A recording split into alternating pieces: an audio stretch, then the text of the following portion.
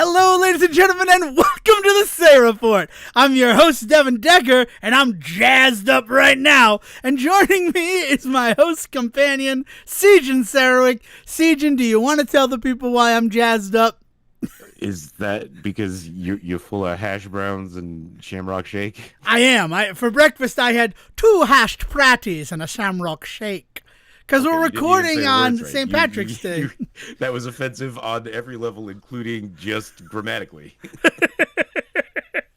I was trying to be like Beck. He's Irish, right? Is Beck Irish? I'm going to Google if Beck is Irish. You talk to the people while I do that. I don't think he is. I think Beck's Irish. I'm looking him up. You look him up. Look, I will tell you this. If you come back with the information that Beck is Irish, then the next time I see you, I owe you a beer, I guess. Because that is so beyond the point of Beck that it could be true, I guess, but I just don't see it happening. So what did you do? Yep. So probably not. Beck is a surname. Beck is a surname of either Germanic or Hebrew origin. It's fairly common in English and Slavic-speaking countries, Germany, equivalent to Bach, and Denmark. The Germanic name can mean brook, stream, related to Old Norse Becker, and be a variant of Becker, which is an occupational surname meaning baker. So probably not. I just figured Odelay. Odelay sounds like an Irish word to me. There's so much going on here. First of all, Beck is just his first name. That could be Beck is his first name. And guess what? Yes, Beck is his first name. Oh, so Hansen is what I gotta look up. Let's look up Hansen. Yeah. Wait, is his name?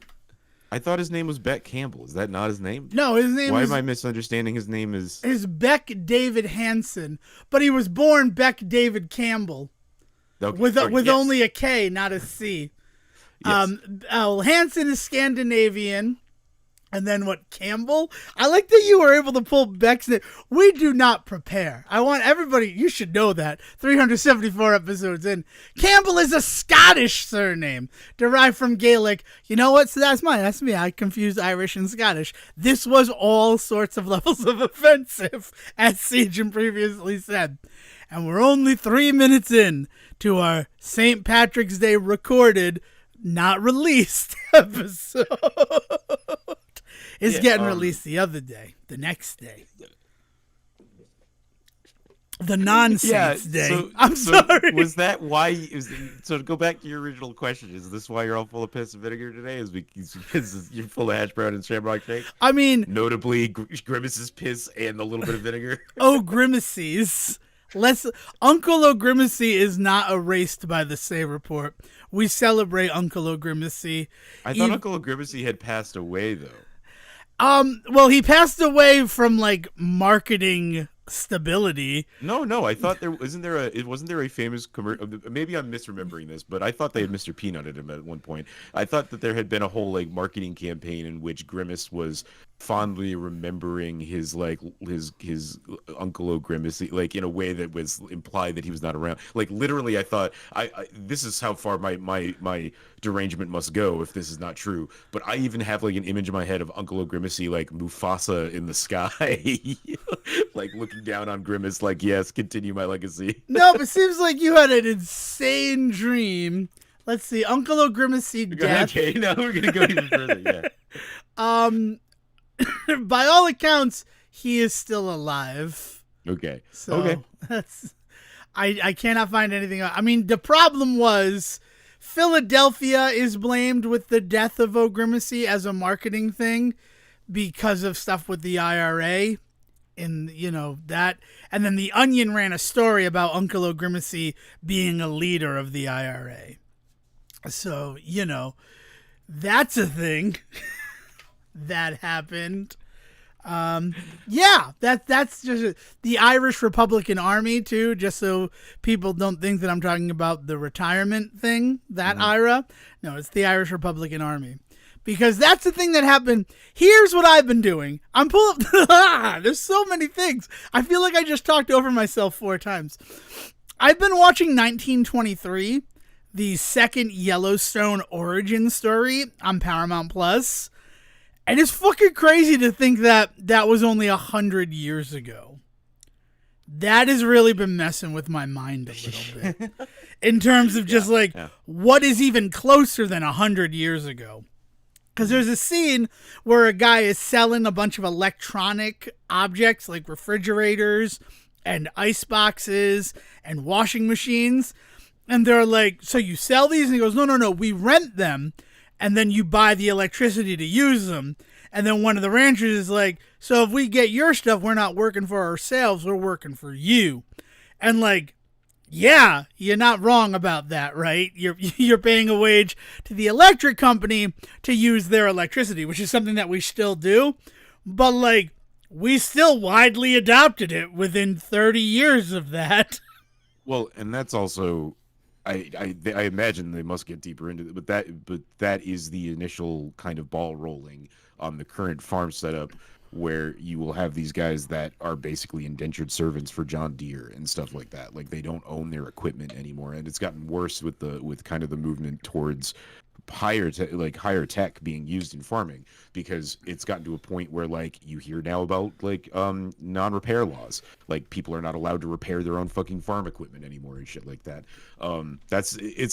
It's interesting to see it, because you hear that and you automatically think like, oh, they're talking about John Deere tractors, because that's literally something that was in the courts like 5 years ago, was people trying to sue for the right to own their own right to repair shit. Yeah, right. And it was just like it's just this is not, but it's not even, that's not just political commentary on the current times, it's proof that it's always been fucked, right? It's like, oh great. Yeah, so they talk about the fact, worst kind of satire.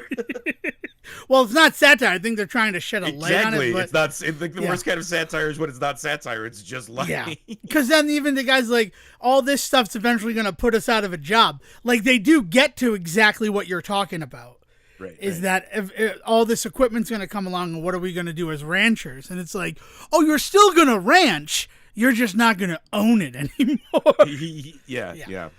And then people who don't understand that system outside of it don't understand why ranchers have this very kind of warped view on certain things like capitalism and politics and stuff. And it's like, well, part of it is you have to come from the understanding that a lot of them, while making, 6 figures a year working on their farms, none of that money is actually going to them. It's going right back into all of these other corporations that have actually been borrowing they've been borrowing piecemeal from in every other situation. Yeah, man.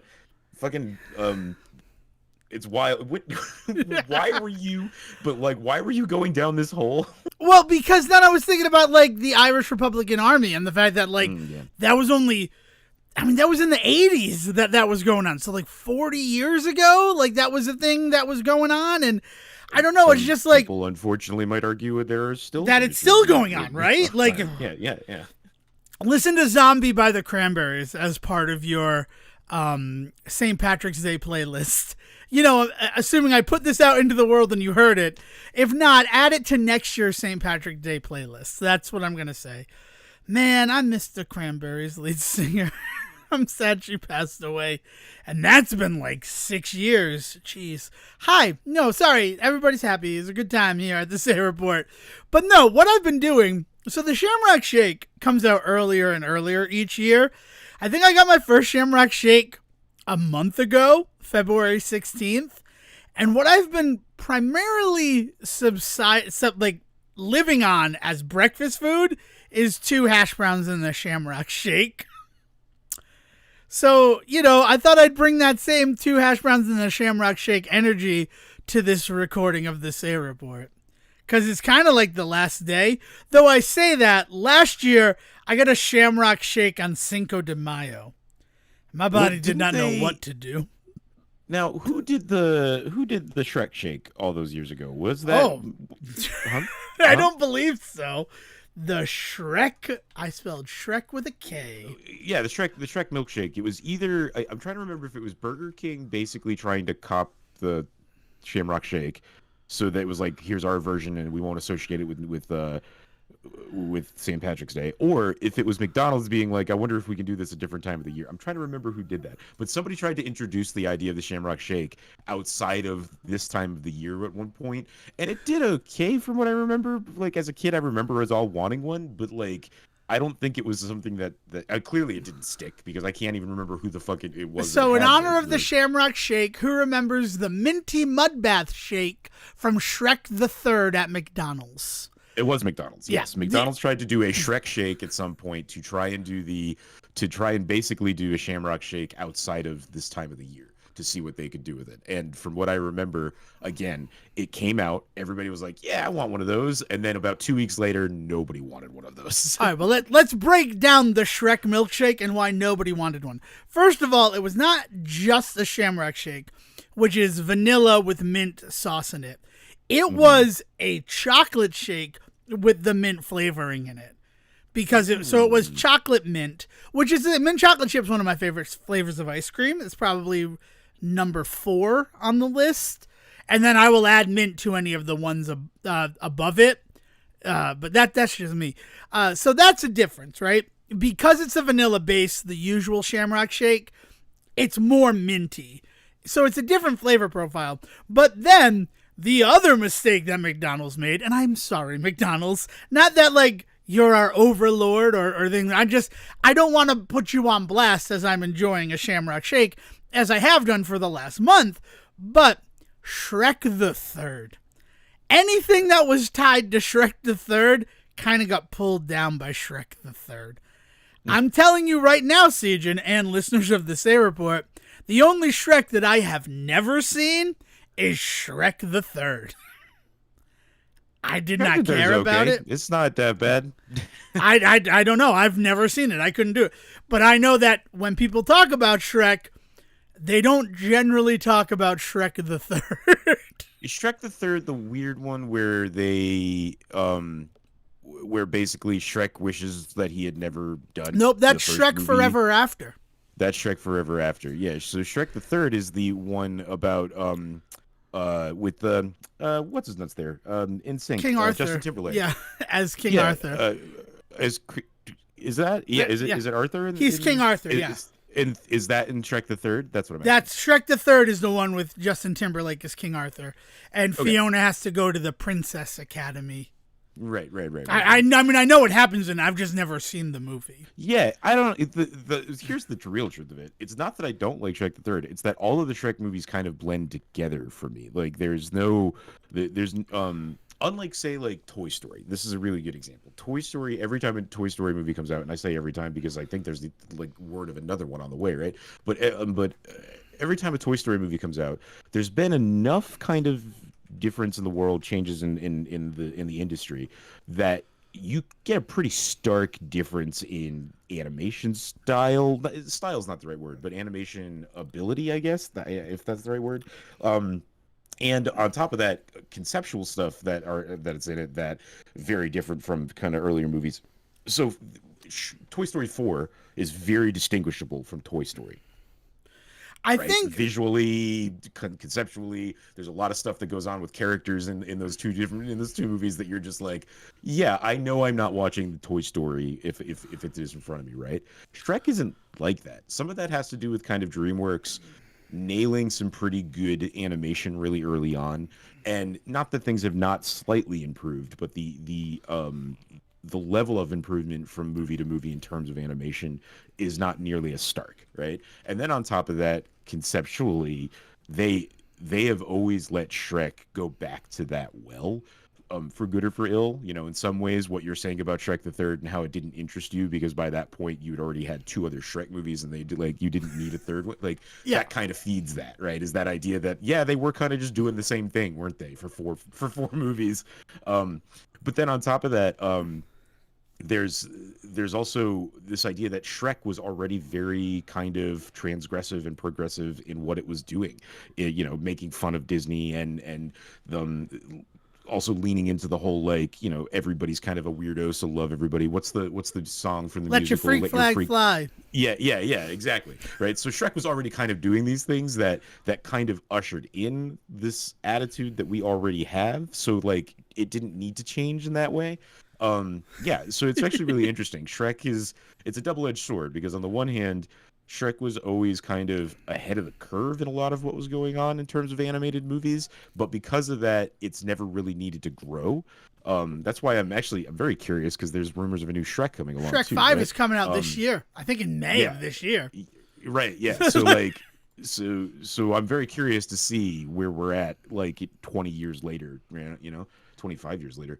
Yeah, it is a very interesting thing because the first Shrek movies, there's a 3-year gap between them. Like, so Shrek 1 is 2001, then 2004 for 2, 2007 for 3, and then, yeah, like that's where it's at. That's just how it works. And that's kind of crazy. Yeah, by all accounts, Shrek 5 is coming out later this year. Oh, no, well, no, that rumor's older, or now it looks like it has gotten moved to 2025. Okay. I had just heard it understood as kind of rumored, but honestly, the stealth drop that occurred in my personal bubble of fucking Kung Fu Panda 4, like I wouldn't hold anybody, I wouldn't hold anything I think about drop dates in any way. Well, Kung Fu Panda 4 is what I was going to compare Shrek to. They're both DreamWorks, but weirdly, Shrek kind of feels like the South Park of children's animated entertainment. Very much its finger is on the pulse. They are making references to pop culture at the time. So they don't age particularly well. If let's imagine Shrek came out in 1994 and the Macarena happened and there was a huge Macarena thing. You're about to piss off an entire section of the internet. We are so close to making so many people unhappy. Shrek is a good movie, everybody. It's okay. I'm not trying to. Dev. This is someone else's theory that I'm quoting. Is that the fact that because the Shrek movies are so of the time they're made, but the Kung Fu Panda movies they avoided that same pitfall because they kind of saw what happened with Shrek, so they were able to navigate around that. Now, granted, I people don't remember the third Kung Fu Panda. I tried to have a conversation about it with people, and they're like, I don't even know what happens in that one. That's a shame because Kung Fu Panda 1, 2, and 3 are a perfect trilogy. Yes, I have no remark about 4 because I haven't seen it yet. Maybe they pulled off the quadrilogy, but I don't know. But it is a perfect trilogy. I love the first 3 Kung Fu Panda films, and again, it's just comparing things. I love Shrek, right? I live tweeted Shrek for my 30th birthday or one of those birthdays. I think it's important to remember that what DreamWorks was doing with their different movies is we talked a lot about this kind of concept with early Marvel MCU stuff. Is they were very much letting the creatives behind the scenes really kind of dictate the style and the genre of where their worlds were going to go. It's not that I don't believe, people want to believe in a connected Pixar universe, and that's very fun and very easy to do. I mean, because they literally layer in connections within their own movies and stuff like that, right? Whereas you don't get that a lot with DreamWorks. And I think that's because every kind of concept for DreamWorks is just a little of its own kind of magic, right? The ones that, and it's why there are ones that hit real good, like How to Train Your Dragon, right? And Kung Fu Panda and the Shrek movies. And in retrospect, I love the kind of cult following that Megamind has kind of gotten over the years, right? But then there's other ones that don't really seem to go anywhere, and that's okay. They try a thing and it doesn't work, and they don't really tend to go back to it. But there's this whole kind of idea that what Shrek is doing with its whole subversive fairy tale thing is not what Megamind's doing. So you don't. So it's not that they don't that Kung Fu Panda doesn't fall into the quote unquote pitfalls of that Shrek did. It's that I don't think they were ever trying to be the same kind of movie. You know what I mean? Right. But I do believe from a creative philosophy, Shrek is trying to make Shrek is Saturday Night Live. If that makes sense. We want to make sure that we're incorporating the references that are of the time. It was originally supposed to be Eddie Murphy and Chris Farley. Yeah, it was so Saturday Night Live that it was just I mean, and then it became Mike Myers and Eddie Murphy. So I mean, it's still Saturday Night Live, people, with your host Cameron Diaz. Because she was never a cast member, you see, but I believe she's hosted Saturday Night Live. I can't imagine you don't do My Best Friend's Girl and not become a host of Saturday Night Live. God, Julia Roberts is so cunty in that movie. My best friend's wedding. You and I have a complicated relationship. Yeah, I don't know. So it is. I don't even know what I know how we got to Shrek. I haven't seen Kung Fu Panda 4, and I feel weird about that because I've seen the other ones in theaters, and we got to Shrek through the Shamrock shape. Yeah, just right. To give you that. No, I know we got. I said I knew how we got to Shrek, and then I don't know. There's one thing that I want to talk about this episode, and we could save it for last because I know there are a few things you want to talk about this episode, and I will cede the floor to you. But trailer, right? Teaser of what I'm going to talk about is that I have become Contra obsessed since the last episode, and we're going to talk all about Contra Operation Galuga. But until then, Sejohn, the floor is yours.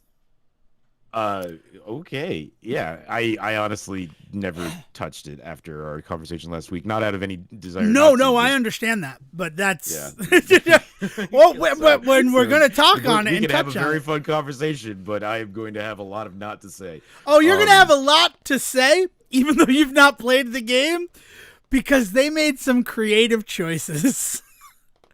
Big tease for what we're going to talk about. Why don't you just talk about Contra, Dave? It sounds like you want to talk about Contra. Because it feels more fun if you talk about your thing and then say, I have a theory, a game theory. So I like that you're thinking of the transfer and the setup, but inevitably we're then going to talk about my thing for 2 hours and we won't talk about Contra. Oh wow, I'm making sure we're talking about Contra. Don't you damn worry. I didn't platinum Contra Operation Galuga to not talk about it on the Say Report. Devon, you're already talking about Contra. I want to point out. I know, it's all I've talked about all week. Do you want to just talk about Contra and then we'll talk about your thing? That's what I'm saying. Oh, but what if we talk about Contra for 2 hours, then we don't get to talk about your thing? We didn't tease my thing to the audience. Well, we did now. You would once again tease something to the audience that might not. All right, fine. Buckle up, listeners. I mean, I listen in the car to podcasts, so maybe you already are. But, secondarily buckle up, because it's Contra Operation Galuga time. And I have played it like a crazy person. I've played it so much that I have gone back and played through the original 3 Contras to make sure I could reference all the things that are referenced in this new game. Because Contra Operation Galuga, even though they said that it was a remake of the first Contra, it is a requel. And that is a phrase. I understood that the first level was a remake of old Contra, but then they very quickly, with a new character, introduced a whole new story.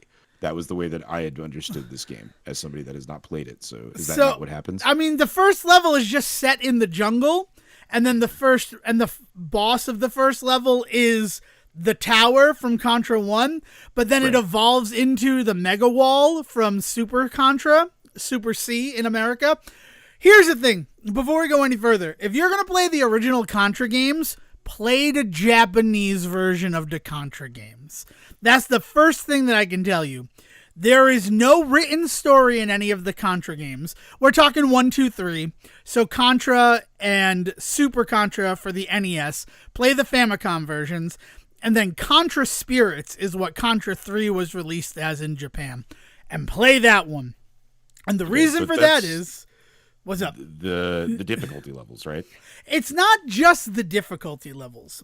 We have talked before on this show, and everyone has talked about how Nintendo Entertainment System games were made to not be beaten in a rental period. Mm-hmm. That is where NES Hard comes from. Right, and they would tie things to those difficulty levels. Right, where you can only see the true ending of Contra 3, Contra Spirits in Japan, if you beat it on hard mode. That's a thing. They would also limit your continues. Super Contra, the reason why I play Super Contra is that you have unlimited continues in Super Contra. Additionally, we all know the Konami code. Say it with me, class. Up, up, down, down, left, right, BA, start. That gives you 30 lives in Contra. Their Contra code is not, the Konami code is not the same in Super C or in Contra 3. That one, it's right, left, up, down, A, B, start. I think I'm right on that. It might be down, up. I haven't done that one as much. And it's not like a cultural touchstone. Like, people don't go walking around saying the Super C life code. But anywho, it's not in a song in Juno is where I am. I am all over. Sorry. In the Japanese version, it's the same code. And for Super Contra, you get 30 lives from doing that code. In America, you only get 10 lives for doing that code.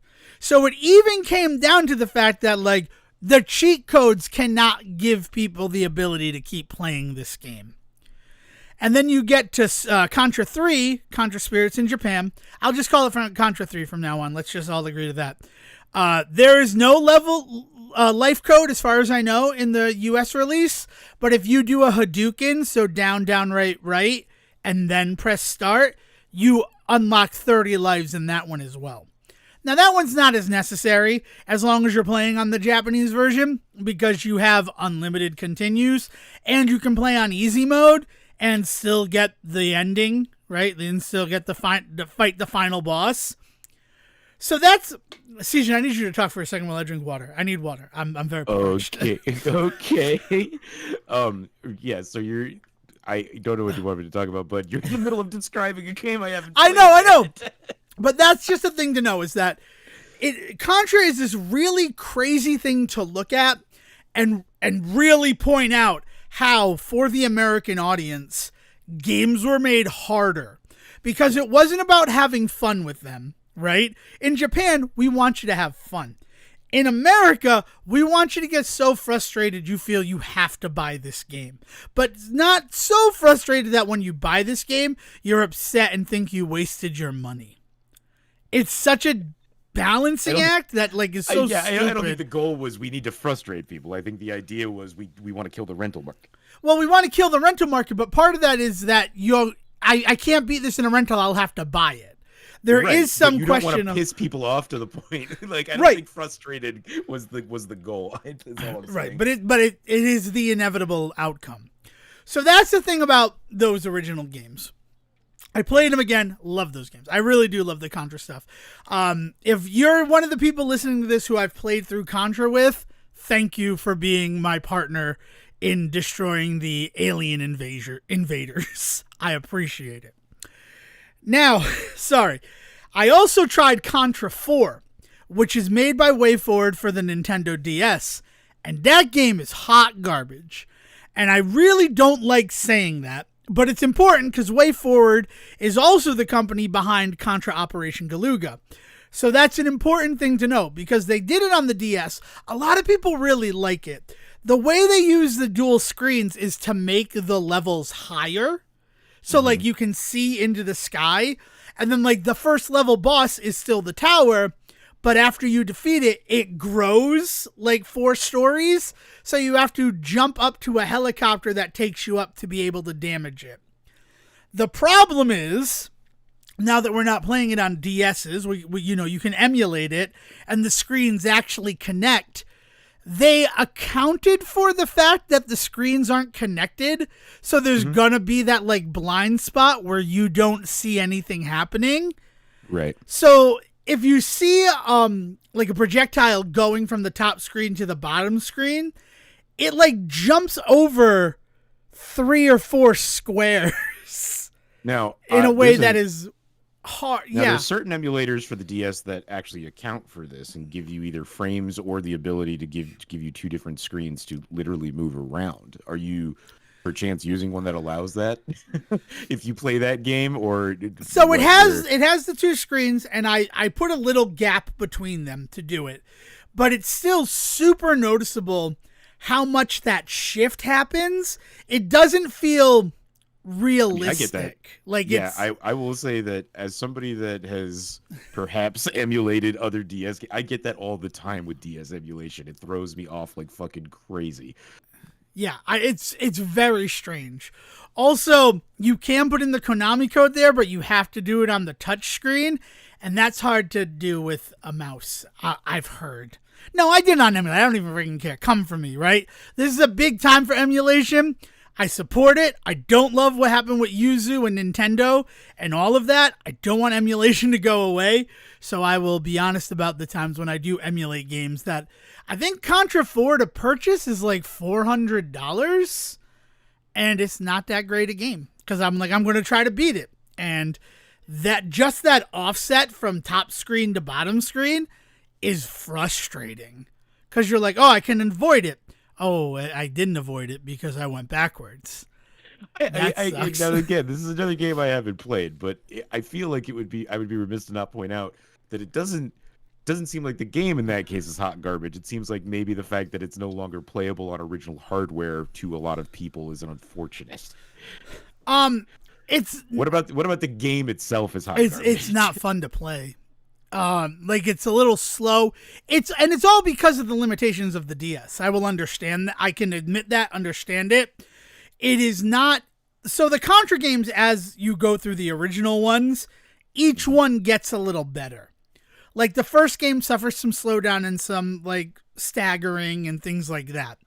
By the time they get to Super C/Super Contra, they've found out ways to code the game so that you can avoid that stuff.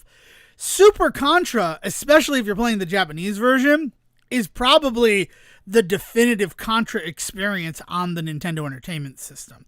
As much as everybody loves and remembers the first one, the second game plays so much better. And it's such a deeper, richer experience in terms of level design and everything there. And then you get to the Super Nintendo where you have 8 more bits that you can work with. And that game is so freaking fast. And like to the fact that also they've now restored the game to take advantage of SA1 chip modification. So the game can run with 0 slowdown and handle hundreds of sprites on the screen without even like stuttering. It's incredible. So then you go to Contra 4 on the DS, and it does not feel as good as its predecessors. And that's weird for a sequel.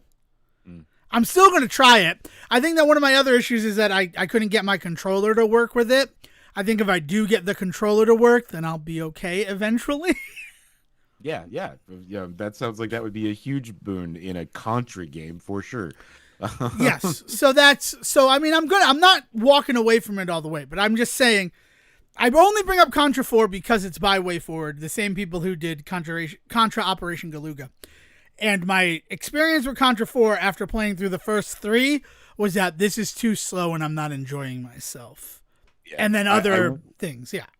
I will say in the larger context of things, that makes sense considering the success of Contra 4 and the fact that it still sits at an 85 on Metacritic, it looks like, with 7 negative reviews that have actually been removed by users. So they're not even the reviews that are up aren't even removed by users on Metacritic. For anyone that doesn't know, generally means one of two things. The ideal belief is that a user changed their mind and decided to remove a review because they no longer agree with what they said. The other side of that is, I believe that's the tag that gets put on these things when Metacritic does their flushing that they do from time to time of reviews that they find to be maybe not so valid, I guess is the best way of putting it. Review bombing. That's how they counter review bombing, is they'll go in and they'll remove reviews. So if you go looking on Metacritic and you're ever wondering why it seems like, hey, that like 50% of the negative reviews are just gone now, the case is probably more likely that Metacritic came through and did a little cleanup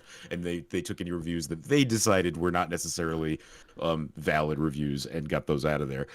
Points still remain in those cases, but the reviews aren't there for you to read a bunch of nonsense where somebody's like not even talking about the video game essentially. So I'm really in Contra mode now, but I kind of wish that like removed by user meant the user removed it, and there was one that said like moderated by Metacritic. Yeah, I don't like that. It's a valid criticism of Metacritic. The idea that Metacritic could just go in and just remove reviews is also a very controversial topic for sure. And hide it. It'd be one thing. Like I have no problem if they want to remove reviews for what you just talked about, like review bombing or anything like that. But to then not disclose that they did that, maybe they've really got a different tag. me. Maybe Contra 4 literally had 7 people throughout their life turn around and go, "I was too harsh. Let me take that down." Maybe that's exactly what happened here. Okay. I mean, I don't know. Again, I don't really use Metacritic, but you bring a good point up. Yeah. But to that point, right? Like, it made money and it's pretty well regarded. I mean, IGN gave it an 8 out of 10. I'm looking here at other outlets giving it basically 8s out of 10s. So like, Wayforward pretty much was handed the Contra torch, and as far as I could tell, kept it pretty well lit. So it's not too surprising that they're still the ones with their hands on the ball with the new one. Well, I mean, Contra Hardcore Uprising came up, and that was by, I think Arc Systems did that. Arc System Works is the ones who did that. So it's not like Wayforward held on to it the whole time, but I think they did Contra Rebirth while we're talking about all the Contras today. Yeah, Contra Rebirth was actually by M2. So Contra is kind of passed around. It's just always Konami who publishes it, not necessarily the ones who code and make it. No, it's one of those ones. It's one of the it's one of those franchises that they know they can make a little cash on if they let it out, but they don't want to be the ones to put the effort in. So they license the concept out to people that are very eager to work on it. And the other side of that coin is that Contra is one of those ones that everybody in the gaming industry has wanted to get, the opportunity to work on a Contra game. Of course, yes, we'll take that, right? So people are very happy to pick up the work on the other end. So it's a pretty nice balance between people that want to make these games and Konami just being like, all right, if you guys want, here's your turn, and then they make their money and then they get to walk away for a while. Right, and it's good because instead of like the Castlevania stuff where no, we want to make those games and then they're just made as 2 pachinko machines. Like, yeah. And not to be that guy, but yeah. No, yeah. Yes. Just a gachapon sitting in a back alley somewhere, and they're like, "We released a new Castlevania." Yeah. Okay.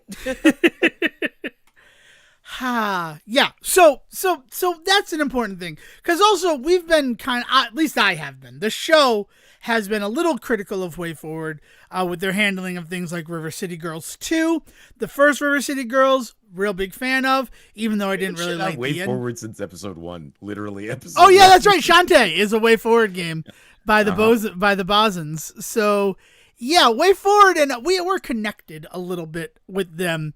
Not in any like actual way, but we have been talking about Wayforward games since the first episode. No, we're more like that those, what are they, the little fish that follow the big whales Remoras? around that eat the shit that the whales won't. I prefer to say Remoras because they hang out with sharks and they get to eat, like, they're vulture fish kind of. But yeah, we're sort of that. That is a perfect descriptor, Sejohn.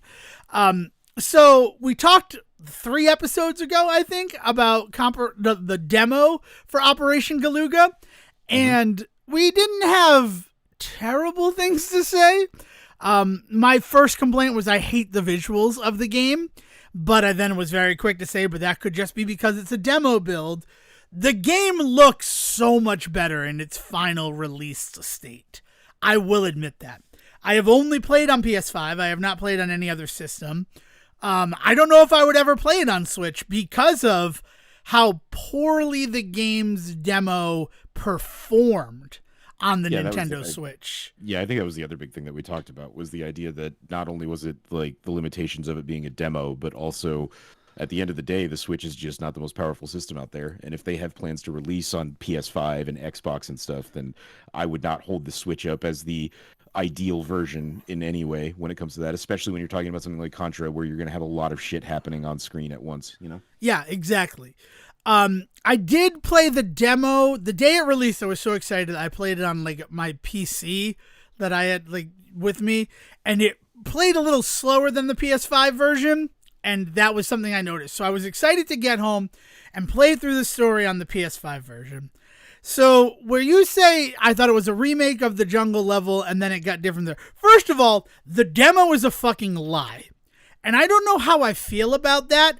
I think it's cool that the demo is technically unique experience, because in the demo, you play through the first level to the boss of the first level, But then instead of the level ending, you start to climb the waterfall, which is cool. That's a cool thing.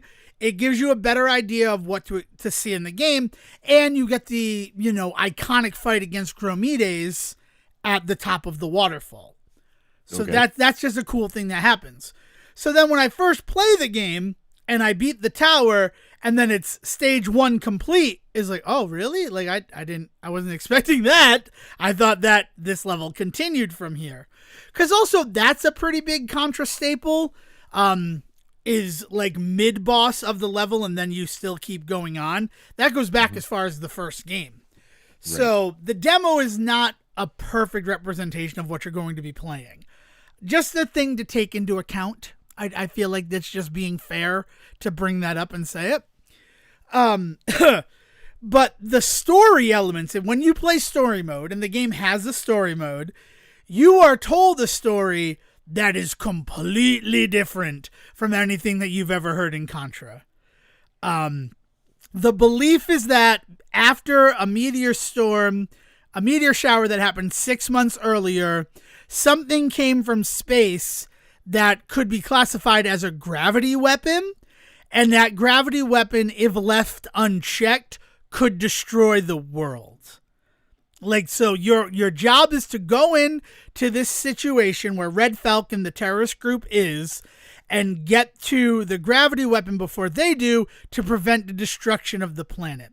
Because if we have it, if Contra Force has it, then we can, handle it properly. Where now, if they drop it the wrong way, it will rip the Earth in half. Like, that's what you're told at the beginning. And at the beginning of story mode, you can only play as the original Contra guys, Bill Reiser and Lance Beam.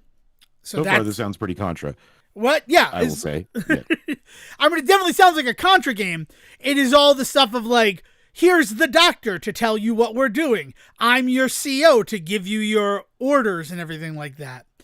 Yeah, but even the like satire on geopolitical like landscapes and like, of course Contra believes like we can handle this better than they can, so we're gonna go in and get this thing, and it's just like, okay, like there's always been that kind of edge to Contra of like we're kind of poking fun at, let's face it, the American military. Oh yeah, definitely. Right, now, right? Like yeah. But you don't call your game Contra and not know who Oliver North is. That's what I'm gonna say. Yeah, exactly.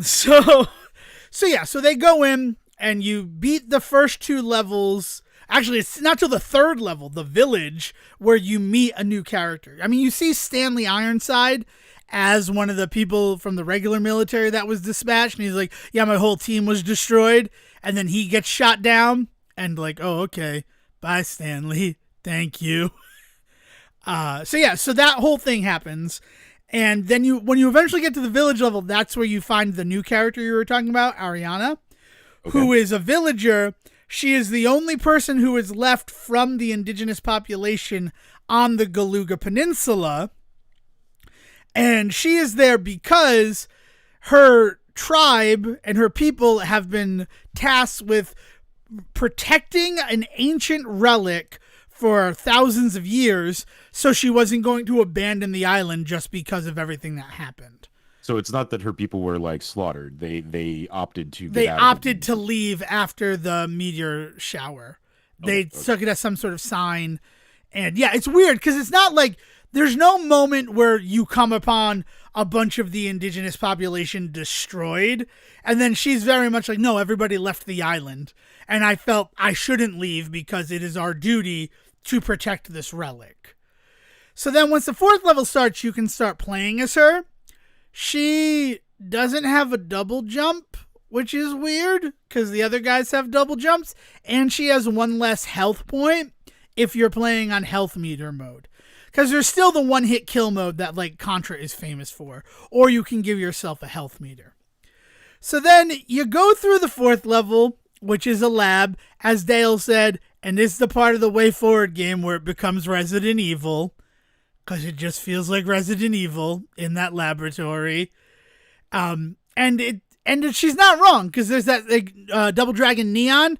There's a lab section that feels like Resident Evil, down to the fact of like big plant that you have to kill. River City Girls 1 and 2, lab sections. So it was a funny little thing from Dale because we played through story mode co-op.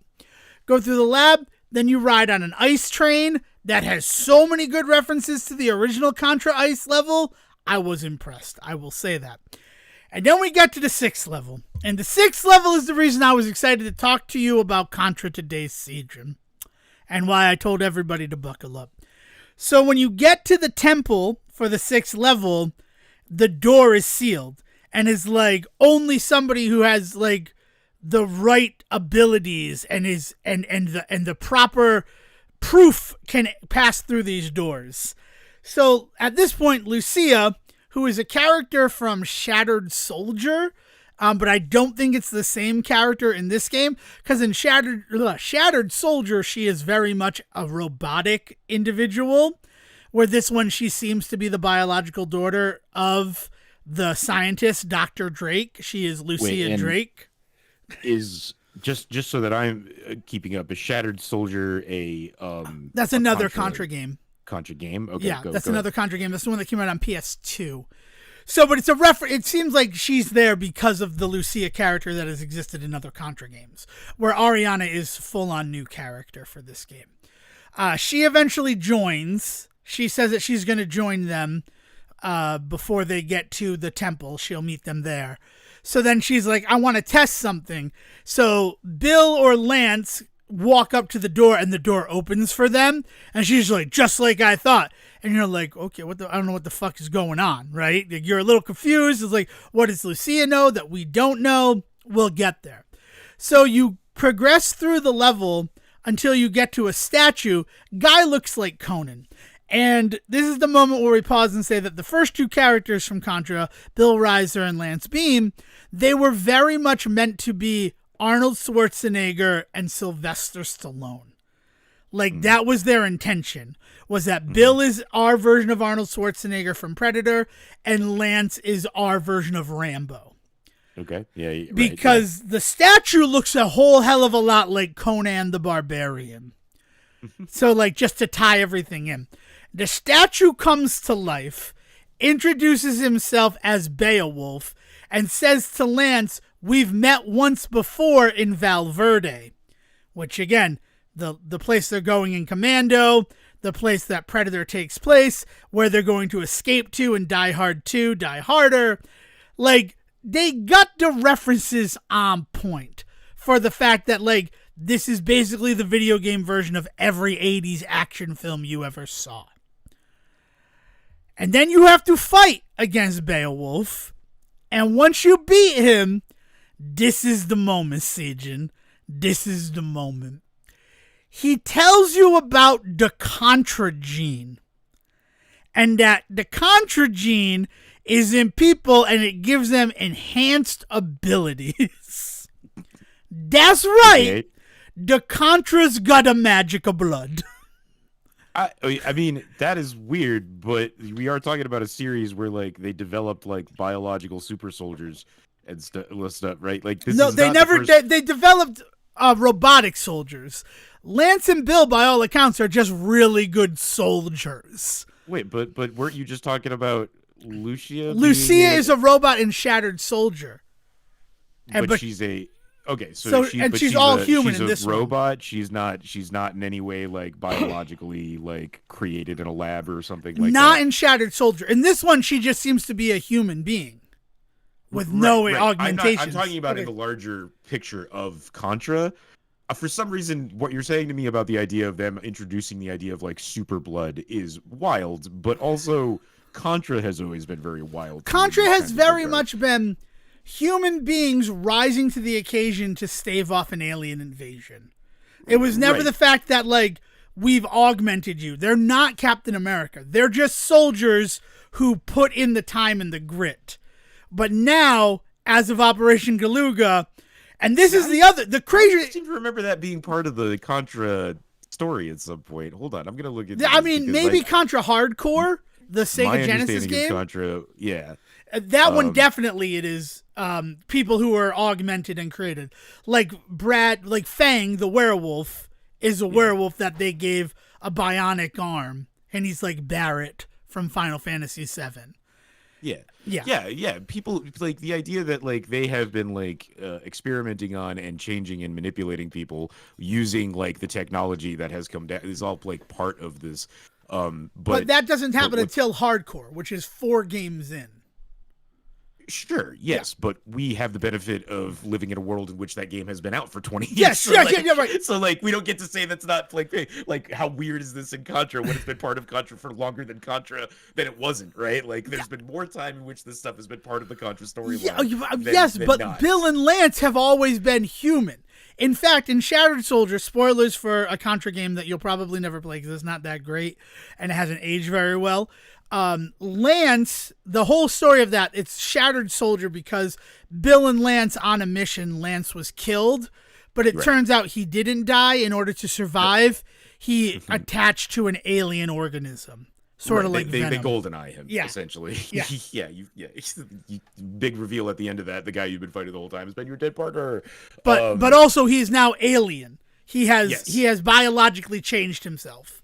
Right. So it's not just exactly Trevelyan. Right. But that's what I mean is like this this idea of there being the weird sci-fi elements to it, but the idea of Contra Blood is definitely something I was not aware of. So this seems very new to me. It's always brand new. Contra Blood is brand new. In fact, Ariana, because you could have beaten it as it, Beowulf, the magic Contra god, is like, you have unlocked your Contra potential. Congratulations. Like, you've proven yourself worthy of it.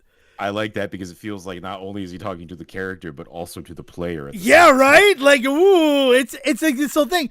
But then, like, them having magic blood is fun and fine and everything. The fact that the gene is called the Contra gene and that Lucia is part of an organization, they give a name for him. I think they're like the FLO. The Federal LCR. Liberation. I'm looking at this now. Lucia is a bionoid for the LCR, introduced in Shattered Soldier. She was half built by Geo Mandrake, who was unable to finish her due to his death, so she was eventually finished being built later.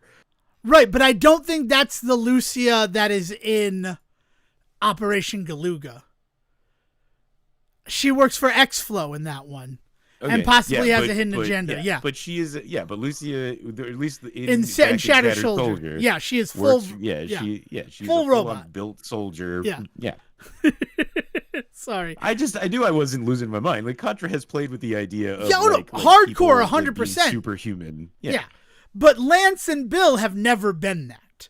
That's the retcon that's a little weird.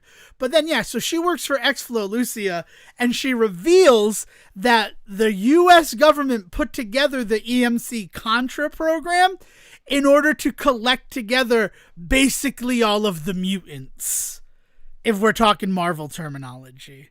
Okay. But wait, there's more. The artifact that they're trying to find is the gravitational weapon. And that came from space. This is all revered by Beowulf. Came from space, and its glow is meant to give the superhuman Contra gene to the entire human race. So they're more like Inhumans. So my question though is, what is the end goal? Like, does he describe in any way why they're doing this? Because for instance, just to keep going down the Marvel road, of course, yes. The idea with the Inhumans is that they were experiments that were to be kind of thrown away and destroyed once they kind of were done with them, because they were just trying to develop things. The Kree and stuff like that were all trying to develop kind of super weapons for war and stuff, right? So this idea that the Inhumans were created as these weapons that were then meant to have been destroyed at some point, and it's actually like a surprise to some of the Kree that they're still around and blah blah blah. Like there's at least some reason as to why they were doing this. Was Beowulf just trying to create a world of war, or what? Like, why is this what does this Contra gene accomplish? Does it make people more fertile? Like what is the plan? So as an offshoot of the artifact, you are unable to create wormholes within the atmosphere of the planet Earth. So it's a way to avoid aliens from attacking our planet, like from underneath us. They can still fly a ship into our atmosphere, but they can't warp into our atmosphere. Okay, that's like a big thing. Blood? What? What does that have to do with Contra Blood? Nothing. The Contra blood just kind of exists to be like, and that's why Bill and Lance can double jump. Next slide. But you said that Beowulf wanted to give everybody in the world Contra blood. And there's no explanation as to why. I think it is to protect Earthlings from like whatever threats may come. And then like that's why while they're intubating with the machine also protects them. It doesn't make any sense, Sejohn. Is this a threat or is this a good thing? Like it would be I think it would be a good thing. It would make humanity reach its true potential. Okay.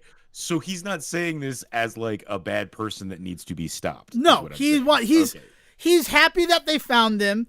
He wants them to protect the relic from the guy who is there, Varanus, which I call Varanus because I'm an asshole, but it's Varanus. Varanus is a predator-looking alien that you run into a couple of times out before you get into the temple. And then it turns out that he had disguised himself as Stanley because you run into Stanley in the temple and he couldn't get past the statue, Varanus. So he disguised himself as Stanley so that you would destroy and prove yourself and then he could take the item. That's like a thing. And then he takes the artifact and he just wants to use it for power. He wants to use it to power his ship. He doesn't seem to have any interest in the artifact other than as a power source. And it looks pretty much like the Allspark from Transformers, just to put everything in there, just to throw more toys in the toy box. So then you go through, and it's the last levels of Contra. You go through an alien hive, destroying a queen, and then you go to the escape ship, you attack Varanus, but it turns out that the laboratory that you saw earlier, they were working on cloning the kaiju dragon god, and they succeeded.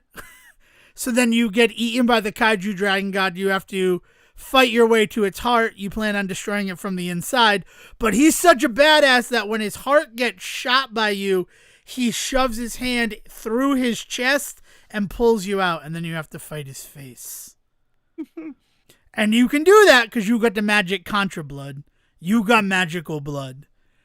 And then the end of the game is that because the artifact's power has been depleted, because using it was overpowering it, and it was going to explode, and it could have incinerated the Earth. So Lucia takes it, she jumps through a wormhole with it, and then it's like, she's gone. We don't know if we'll ever find her again. And that's the sad. And then also because that's gone, a bunch of alien ships show up and it ends with the Alien Wars, teasing that if this game does well, they'll probably do a slant requel to the Alien Wars or Contra Spirits or Contra 3, basically, just to be that guy. Which, that's interesting. And then once you go through all the credits, the three characters who are not Bahamut from Hardcores, Sheena, Brownie, and Fang, who turns out is like a turncoat soldier who's trying to escape with the team. He turns into a werewolf and becomes Fang. And then you have Sheena the sniper and Brownie the living robot. I think it has human brain implanted on it. It shows the three of them, and then they're unlockable characters you can play through the game as if you pay 800 Contra credits for them. Because the whole game is about earning Contra credits by getting a high score, and then it gets calculated into Contra credits. So, there's no gross, live service angle to it, but it's almost kind of there because that's how you buy extra characters or extra lives and stuff to play through the game again. I mean, it just sounds like XP at that point. Yeah. You gain enough XP to then unlock whatever you want to unlock with it. I don't know. That doesn't seem it's a currency system though, because you go to a shop and buy it, which is nice because with XP, it usually you unlock things on their terms based on how you earn it. You can hold off and save your money to unlock the characters. Yeah, I mean, it's an unlock tree. Yeah. Again, this is not. Yeah, that one's not bothersome, but it does feel like the fact that you're awarded points. It feels like there may have been thought to turn this into some sort of live service, and that feels a little weird. I think that credits might not have been something you would have earned as well. But then the Contra game that came before, I don't even remember the name of it, was very much a live service. Pay us money to unlock things. and it went over very poorly. So I think that why they took it out of this one. Because, I mean, Konami, they're all about that type of stuff, right? We talked about the pachinko machines. So, you know, one of those situations. So, I mean, I've had a blast with it. I've played through the game a bunch of times. My fastest clear time is I think I just did 46 minutes on hard mode, which felt pretty damn good. I was watching somebody speedrun it last night, and they could get through the levels faster, but they were not very good at the bosses. It was an interesting disconnect, because I have learned the fastest way to kill almost every boss, but I take my time in the level. But also I'm trying to grind up points, because the higher the score, the more credits you get at the end, and you have to buy all of the things in the store in order to get that platinum trophy. So yeah, the risk reward there of you spend more time in the level, but you're also then risking yourself, especially if you're playing on one hit mode. Yeah. Yeah. So I mean, I've had a good time with it, but it is the Wayforward makes a good game, right? I will often lose myself to a Wayforward game, and I feared that would happen with this one, and it did. But it is that way that they try to change the established world.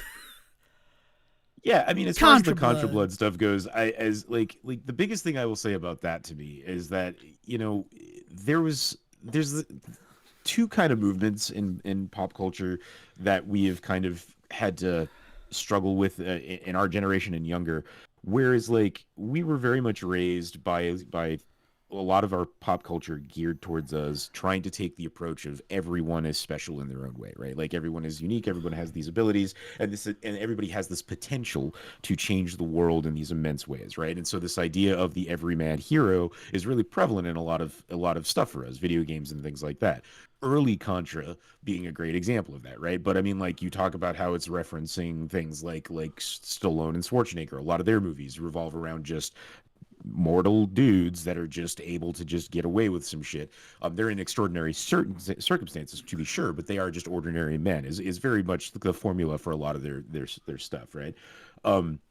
Counter to that, though, is kind of this idea that no, that's just not true. We know that not everybody is built the same way, right? And in some ways we have to, and in some way in this thing we have to introduce this idea of why this person, what made them unique, why are they the one who lived, right?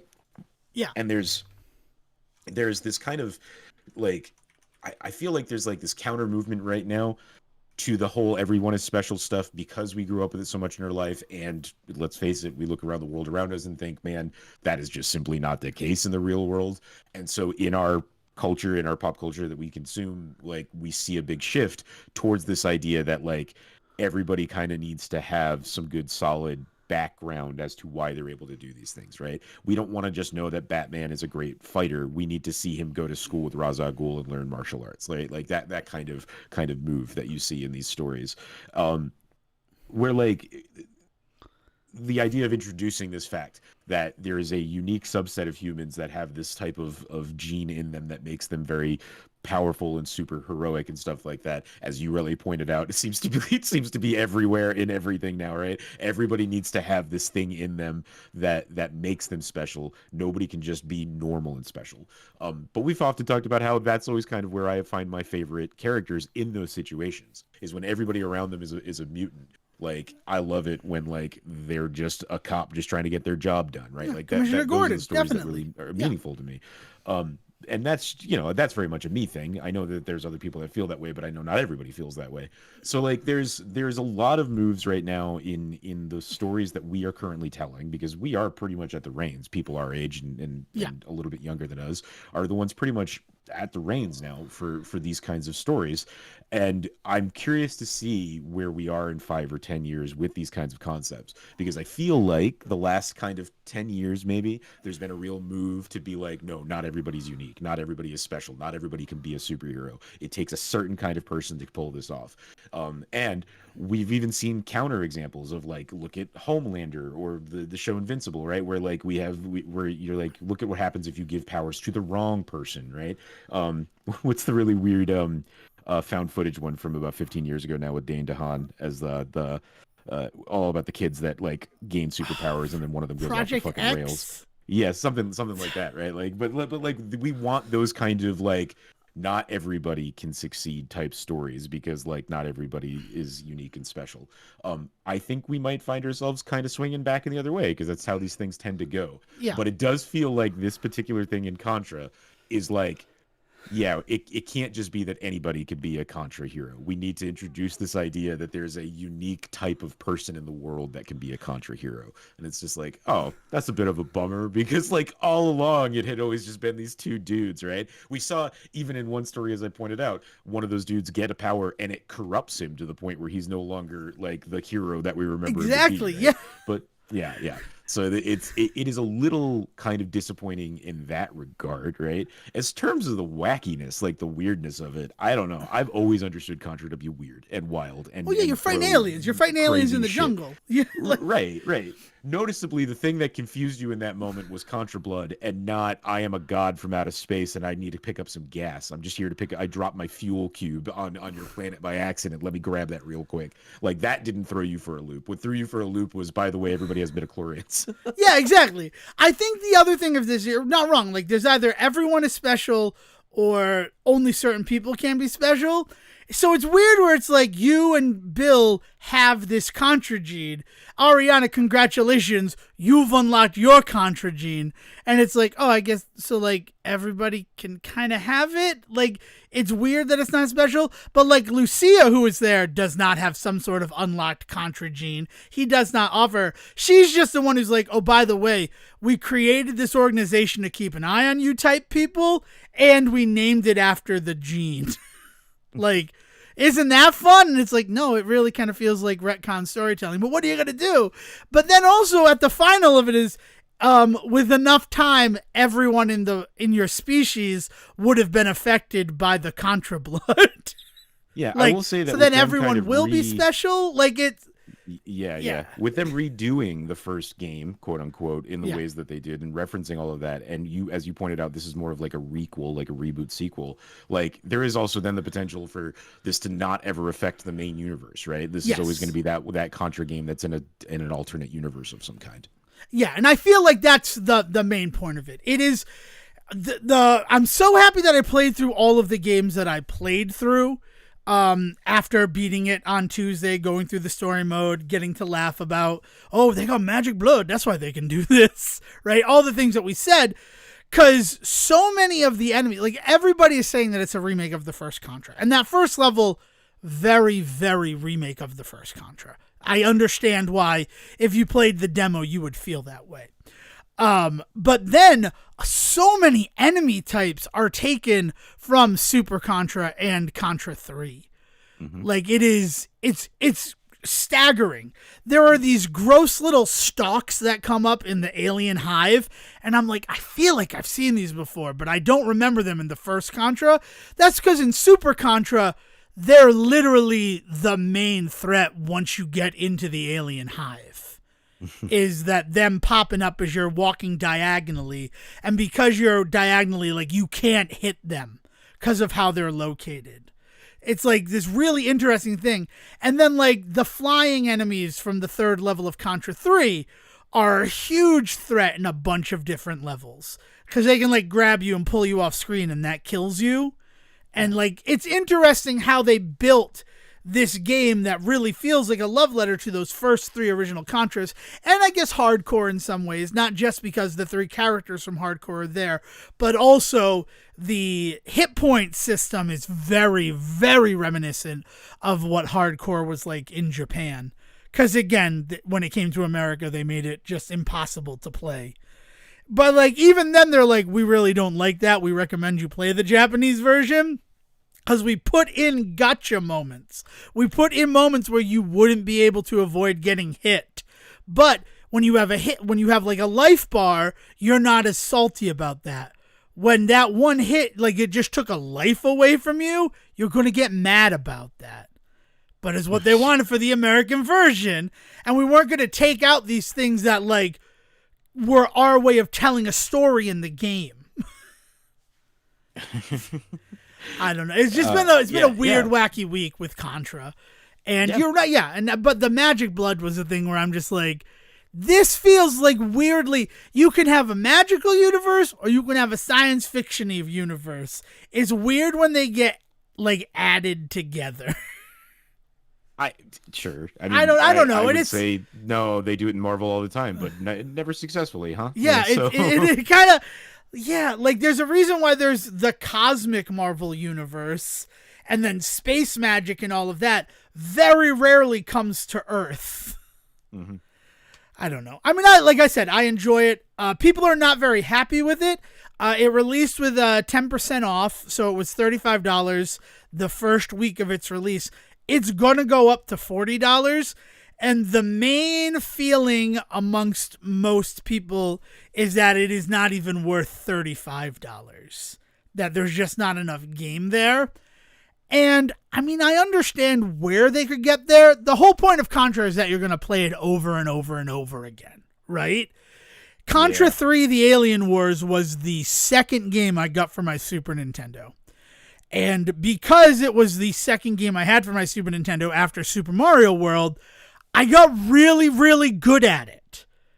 Because it's just like, well, it's this or it's play Contra again or beat Bowser again. And Contra was faster than playing through the Mario game, right? I could get through Contra in like 45 minutes. So I'd always probably play through Contra. And like when I say hard mode to fight the final boss, like I eventually got good enough as a kid to play through hard mode. Just like now with Contra Operation Galuga, I never thought I'd be playing through hard mode, but this morning I woke up at 7 and cleared the game on hard mode in 46 minutes. Yeah, I think when you start talking about games that are like half the price of every other game out there, like, you know, average price for a game right now is in the $70 range. Right. Like that is something that we talked about, kind of went up a little bit with was it Tears of the Kingdom that was the $70 one or Tears of the Kingdom was the first Nintendo Switch at $70, but Generation 9 with the PS5 and the Xbox Series, all of the AAA people have been saying games are $70 now. Right, yeah. So games are $70, right? If you're talking about a game that is already releasing at a half price, the quantity part of the conversation kind of goes out the window for me. And this is not something that I'm saying is like an across the board metric that everybody should adopt, but like I have always had a hard time. We've talked about this on the show before. I have a hard time with the quantity of game being reflected in the price being such a huge hang up for people. People who are like, this game's only 6 hours long. It shouldn't be $60. It shouldn't be $70. That A does not lead to B in that sentence for me, right? Like but I understand that that's not the case for everybody. But there's this idea that at $70, if a game is going to be 10 hours long as opposed to the 60-hour experience we tend to assume games are nowadays, if the quality of the game is good enough, I think that makes up the difference, right? There's a balance between quantity and quality that at that full price you do have to strike, right? The second that you're talking about a half price game, though, quantity goes out the fucking window for me. This is at this point, all of this is just about, do you like what's in the package? I don't care that it's it's a 3-hour experience, because like you said, especially with something like Contra, I expect to be playing this a lot over and over and over and over, right? Like, I mean, you and I sat down and played through Teenage Mutant Ninja Turtles when it first came out a couple of summers ago, and like we played through it in like an hour and a half. Yeah, it's about an hour and a half. Yeah, like we played through that main part of that game in an hour and a half. I didn't feel like we had wasted our money. Like the experience that we had since then, the experiences that we've had, the things they've added to that game, so much is in that package that like the quantity of time you spend playing that game doesn't really seem to be part of the math for people, right? So when people start saying things like, I feel like at this, like it's a short game, so it's not even worth $35. To me, what that says is what they really feel is that the quality of what is there doesn't work for them for that price. And I wish that they had the ability to be more clear about that, because the quantity critique just doesn't land for me. Like I don't understand it at all. You're already paying half the price you would have for a AAA game. There are AAA games that come out that are just as long that you won't be spending as much time with because you won't go back to, right? Like there's something about like there's something about that specific criticism that immediately kind of shuts my brain off to wanting to hear whatever else that person wants to say about it. I will say that if somebody wants to talk about the idea that they feel like the quality of what's there just doesn't merit somebody spending their time with the game, like, yeah, let's talk about that. But if your only big critique about this game is that it doesn't feel like it's worth $35 or $40 or whatever you want to say because it's too short, I'm sorry. Like, I'm sorry that that's a real important metric to you, but like I don't know how you enjoy things in the world if you can't find joy in a thing in 3 hours. Yeah, I mean, we had a blast playing through the story mode. 2 people playing through the story mode, and we got through it in an hour and 13 minutes. Like, that was our clear time on story, Dale and I. First time playing the game. Admittedly, we did it on easy mode because I wanted to see the story before. Every other time I'm playing through the game, I know I'm going to be playing on arcade mode. So, like, I want the story mode to be enjoyable. I want to have fun with it. I don't want to get hyper frustrated doing the story, if that makes sense. Sure. I want to enjoy it. So that's how we did it. And we did it. But then, like, I watch other things, like, I've seen other videos and like people getting so frustrated and like within the first 3 levels, and I'm like, well, see, we didn't feel that, and maybe it was because we're on easy or something like that. But the other thing is, and it's interesting that you bring up the Teenage Mutant Ninja Turtles, what was it, Shredder's Revenge, because the difference between the other style of games, right, and something like a Contra or a TMNT is that Contra and TMNT, they're arcade games. The whole point is that you should want to play them over and over again, right? It's a small contained story package experience, but we're hoping that we made it so good that you'll want to play through it enough times that you feel like you got your money's worth, right? Mm-hmm. And so I'm happy that I pay a little bit less for a game like this, and that like I've cleared the game like 15 times at this point in order to get that platinum. And also I had to go through the challenge mode because there were trophies associated with that. And those challenges were very nicely built and cultivated to be different from the regular experience. Like, it just looks like the jungle, but it's not just playing through the jungle level again. They did a good job to make it feel fun, unique, and different. And like, I feel like I got my money's worth on this. And I also got the PS4 version. So if I'm feeling squirrely, I can always load that one up and get the platinum again. In fact, I'm probably going to do that. But also to see if it runs, how much worse it runs than the PlayStation 5 version. Because we have seen that optimization. Like, I would point to Marvel's Avengers, RIP.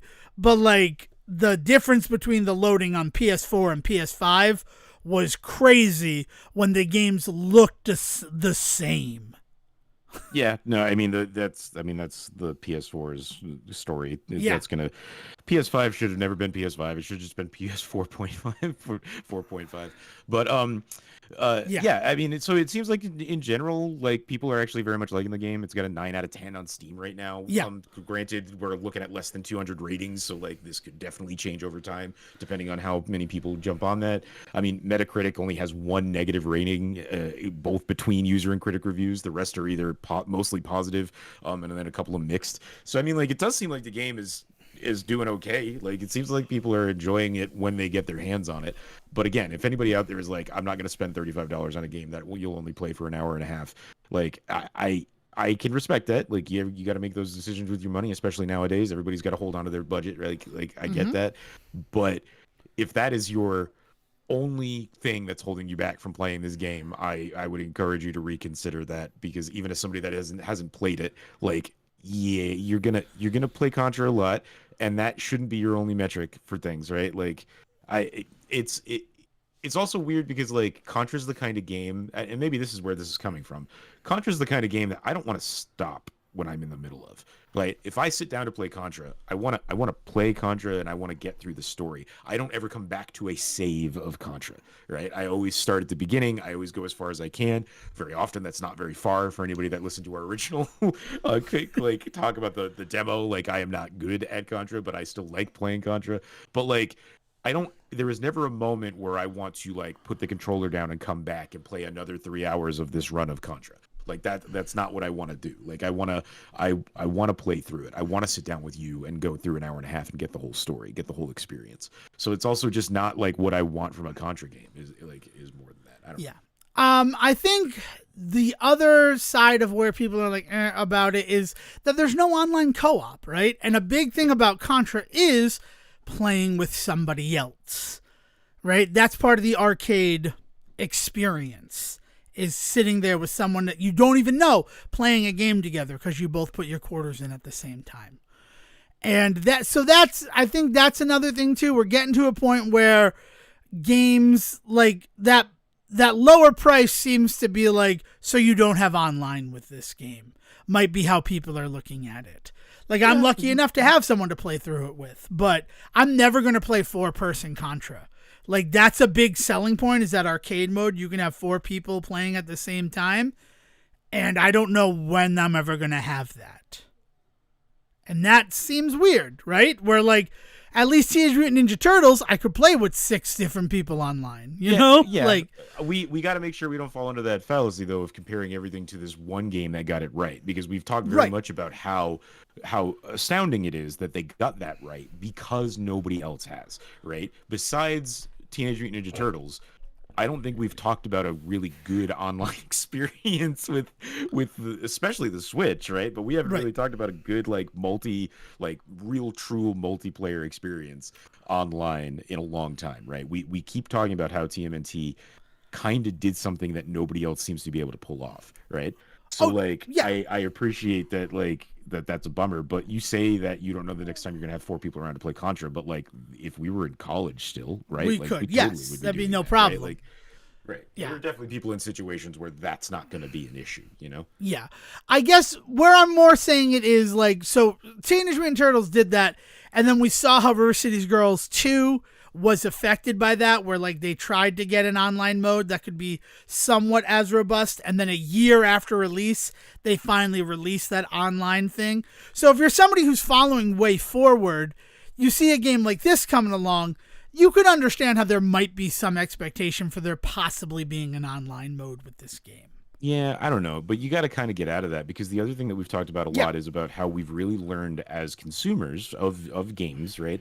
We've really learned the kind of labor and intensive labor that has to go into keeping an online game active, right? Like I mean, let's just talk about the idea alone that I doubt Wayforward has the servers to have every one of their games constantly have an online option. I just don't think that that's the position they're in. We already see people like PlayStation and Xbox saying, hey, we have to shut this game down because we need the server space for online. Like we already like see that happening with the big guys. Do you believe Wayforward has that potential somewhere in the world to have a farm going specifically for Contra? Probably not, right? Like that's just not going to happen. And then on top of that, keeping it running, right? Like maintenance, like routine maintenance on that kind of shit is a huge part of it's why we have so many games as service. People really like, they want to have their cake and eat it too. They want to have all of these online major experiences, and they want to complain about the fact that like that one game is able to do this, why can't the rest? And it's because that one game is dedicating all of their resources to that thing, to that online portion, in a way that other games just can't afford to.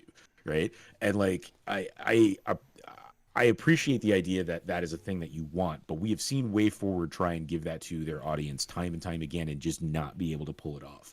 So like, again, part of the math when you're trying to buy this game, for sure, consider the fact that this is a Wayforward game and they don't have a great history of the online side of things or multiplayer side of things because of these kinds of weird limitations that as a smaller company, I don't think they're ever going to overcome. I don't think Wayforward's ever going to be able to really truly pull off the online experience in a like mind-blowing way, because I just don't think that they've got the resources to do so. Yeah, and again, it's not me. That's just the other argument that I'm seeing from people. I want to make sure. I don't care that there's not online on this one, but I understand why there are people who are like, why would I buy this game when I can't play it online? I understand why that's an argument from people. Sure. Yeah, I don't know. But again, like, it would be fun to be able to play online with you. And Steam Link is a thing, but it does not work well with this game. I have seen the people trying it, which that right there is all that you kind of need to know, right? Is like Steam has this way to play any game couch co-op, And we've seen videos of this one trying that, and it's not fun. So, like, they may have tried Wayforward, and then we're like, this doesn't work for Contra Operation Galuga. Sorry, team. Yeah. I don't know. But yeah, I mean, it's good. I definitely recommend it, especially if you're listening to this when the episode first releases.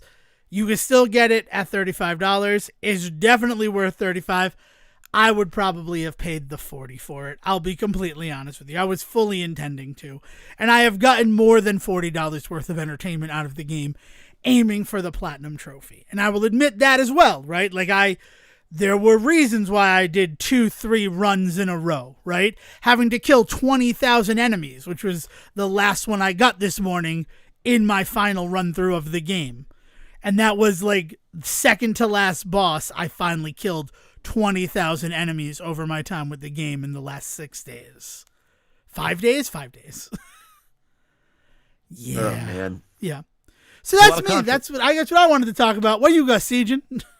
YouTube is not just YouTube, but streaming services across the board have been making some major plays in 2024 that we kind of hinted at when we talked about the Super Duper Bowl, but like I did not realize how kind of crazy like streaming services and online services, and this includes YouTube, it's like Netflix, Hulu, Disney Plus, HBO, like what all of these channels are starting to try and do in terms of finding their footing after COVID, right? Like we talked a lot about how after the pandemic years, like what culturally would need to happen in these certain like companies and certain genres of entertainment that would like need to kind of get their feet back underneath them, right? And it seems like the big thing that everybody's leaning into is going to be sports for a while. So it's just been really interesting watching like how all of these things have kind of shifted gear towards this, and in that kind of this like changing of the guard of like what people kind of used to do on these things, and watching people either try and shift their focus to kind of go with the change of the times, or in some cases just straight up walk away, right? Like it's been kind of newsworthy, like the mass exodus of old school YouTube creators over the last couple of months, of people that are just shutting their channels down or handing their channels off or all of this other stuff. And watching the ways people are trying to gracefully get out before they're kind of forced out, I think is kind of an interesting way to look at it. But also like watching these services also just try and reconfigure who they are in like public facing has been kind of wild. So like this whole week started with me with me discovering that Disney has had multiple NHL games on Disney Plus. Mm-hmm. Have you watched any of these games, Dev? No, I watch over broadcast. One of the reasons we still have cable in the house is for sporting, and that's where we watch all of our sports and things like that. Now, what if I told you that they superimposed Big City Green, like not just characters a la the Super Duper Bowl where you saw like Plankton running down the field with like Kels, like that kind of shit, like not just that, literally mocapped over the NHL players so that they looked like Big City Green characters? I would say that I've never seen an episode of Big City Greens, though I am aware of it. And that seems like a distraction from the game. More than the way that happened more than once. Yeah. Now, here's the thing. I'm pretty sure they're exhibition games. I cannot fathom the ways in which these games are put together that they wouldn't be exhibition games, but also they might not be. Well, I mean, so Disney is but even the announcers are in on it, and like they have the actors doing like character like commentary and things like that, and it is fucking nuts. And as I said, multiples of these. I watched one and thinking, oh, they're doing like they want their little piece of the pie because Nickelodeon had the Super Bowl, and then I realized This wasn't the first one. They had done this in the past. I was like, oh, they've been doing this longer than Nickelodeon having the Super Bowl. Okay. Like, but apparently this is a thing that Disney Plus has been doing, is taking NHL games and superimposing these, like, this weird, not quite 2D, not quite 3D effect of the big city green animation over the games. It is buck wild to watch. All right, so before we go much further into this, not to do huge detour, but my week started being reminded that there's an Olympics this year. Mm-hmm. And as much as I am not looking forward to another election year, I am so not looking forward to another fucking Olympics. The Olympics exhausts me, Sejohn, and I'm not even competing. So I'm like already, and now we're like March Madness selection is today. The day that we're recording, all the teams who are going to be in that tournament are going to be selected. But I feel like basketball has been on in this house for the past 700 years because of all of the tournaments that usually would not get coverage, getting coverage. I watched Brown beat Princeton in basketball yesterday. Did you even know that Brown and Princeton had basketball teams, Sejohn? Were you watching like ESPN Fancy Lad or something? Oh my God. Like, what were you it was the watching? Ivy League tournament. And that's weird because not all the teams that are in the Ivy League tournament are Ivy League schools, but like they're still upper echelon, like Ivy League plus, like or Ivy League light, like Marquette. Unless Marquette's an Ivy League school and I just never knew that. Like, I don't know. It's been really interesting, all of the games that have been on. And college basketball is fun because it's quick, right? They do 2 15-minute halves, so a game doesn't take forever. It's also for the health of the players because they ask them to play like 700 games in a month's time. And we don't want them to die of exhaustion. Did we talk about tech ball? What is tech ball? TEQBALL, tech ball. So tech ball is like just to kind of the other side of this, right? You're talking about how you've seen a ton of basketball because like that's just what everybody wants to get their thing on. The other thing is just like people are so aching to watch live sports apparently that we are going out and finding rather unique sports from all over the globe. And from my understanding, I don't know much about tech ball at all. I only caught it so during Sundance. This actually happened. I was sitting at a bar, having a hangover breakfast, and while I was like stuffing my face with this giant ass burrito and a little hair of the dog, I look up and there is a dude kicking a soccer ball onto a curved ping pong table across this 60-foot field because they are standing about 20 feet away from the ping pong table while they do this, but it has to bounce off the ping pong table to a person on the other side. And I'm noticing that these teams are mixed gender, they're mixed countries, there's not really, there doesn't seem to be weight classes. Like one guy was huge, there was the other side there was this tiny ass dude. So like I'm just watching this thing and I'm just like, I will be honest here for a second. In my ignorance, I was convinced it was some type of made up sport that the ESPN was just like fucking around with. And so they say the name of it, like there's a huge audience for it, and there's these advertisements up for like tech ball like gear. So I was like, all right, I got to look into tech ball. It turns out this is actually a sport that's been played on the other side of the world for like a while. And it's just that ESPN was just like, we need content. What is this other thing? Oh, tech ball. Let's put tech ball tournaments on. And I sat and I watched 2 whole games of tech ball. And like what was wild was at one point when it went into the second game, one of the guys that played in the first game stuck around to just play in the next game. The rest of the teams all switched out. So I couldn't figure out team structure. I couldn't figure out like tournament structure. I couldn't tell if they were playing like a round robin. I was like, I'm so lost on this, but also could not look away. But essentially, tech ball is played on a curved ping pong table with a soccer ball, and then it's played very much like ping pong. You have to try and hit the other person's side. It has to bounce off their table, and then if they can't return it, they lose. The points start to get divvied out. I will say I don't know if the point system is something like tennis, where somehow you get 15 points, or if it's something more just akin to like just regular old, just like 1 point for a hit type thing. I don't know. But it was so wild to me that ESPN had just decided that for the day they were going to show this sport that like in the context of ESPN, like they're not really in the business of like teaching you about sport. They're happy to bring you sport, and they're happy to like have their channels where you can go for like sports history if you want, but that's about as much teaching as you're going to get, right?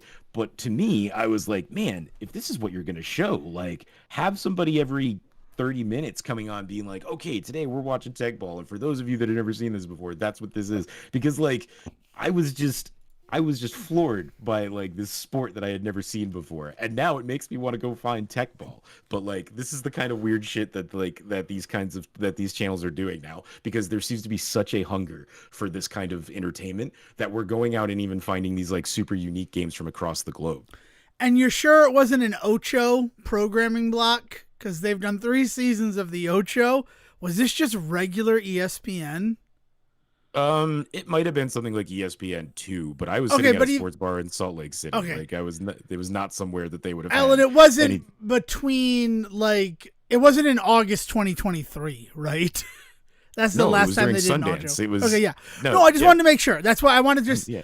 because that's I think the big reason why we're seeing so many sports as well is the fact that it is now legal to sports gamble pretty much everywhere in America. We see all the Yeah. commercials to do it and everything like that. And the more sports you provide access to view, the more sports that you can have all 50 states placing bets on. Sure. Plus, So- there was the rise in pickleball over the Yup. last 2 years from everybody kind of realizing they could go outside again. And that became a big thing that everybody kind of got into. We Yeah. straight up have like state-owned pickleball like courts now. Like, in Salt Lake, there's like they took out a bunch of like basketball courts in the parks to put in pickleball courts, that sort of thing. Yeah. It's been something else. Is what I'm gonna say about it. Yeah, Yeah, it's yeah. pickleball's But the- rise and grow. But like so it's a search for unique sports, but I also feel like a part of the fueling. This is more why like Big City Greens is on Disney Plus, is because it's more hockey games that people can watch and bet on. And then like my kid's happy because the characters they know are playing.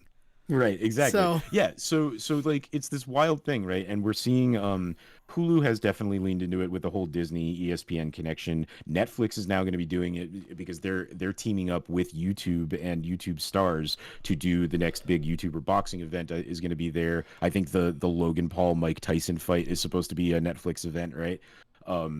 So we're seeing kind of this big shift by these streaming services to really kind of lean onto this stuff and figure out how they can kind of do this without tying themselves to like specific talent. I think another big win here, right? Is because like, yes, there's going to be specific talent in that the teams that are there, right? Everybody's going to want to get like Travis Kelce on screen for the next year because like that's the big news. But in that regard, they're not going to owe anything to him. The second that he does something that steps out of line, or the second that one of these sports guys does something that they don't agree with, they don't have contracts directly with these stars, right? So it gives them this really nice buffer of like star power draw to the platform, while at the same time they don't have to be held responsible for them. They're not going to have their Netflix is not going to have their big Chappelle like moments with this Tyson Logan fight, right? They are getting a little bit of shit for hosting the likes of Logan Paul, but like that is nothing compared to the idea of the next time Ricky Gervais has a Netflix special come out, the amount of shit that they're gonna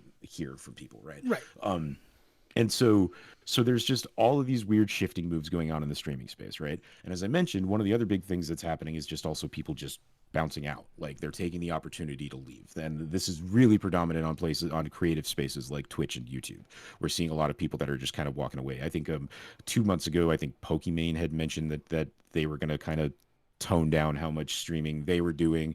And I mean, this is the woman that successfully marketed her bathwater for like through Twitch, like kind of broke the internet through the amount of like shit she was able to kind of pull off and figure out with like Twitch and monetization and things like that. And she is like, yeah, I need to walk away for just a little bit.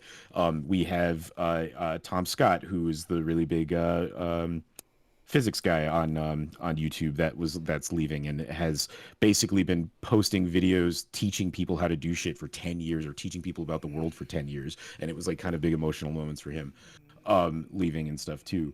I think I mentioned last week that Rhett and Link kind of both talked about like not leaving Mythical Morning, but wanting to try and break out of the structure of Mythical Morning. And so because of that, they need to create their own kind of unique channel, that sort of thing. Like just trying to figure out how they can still work in these spaces and or not work in these spaces.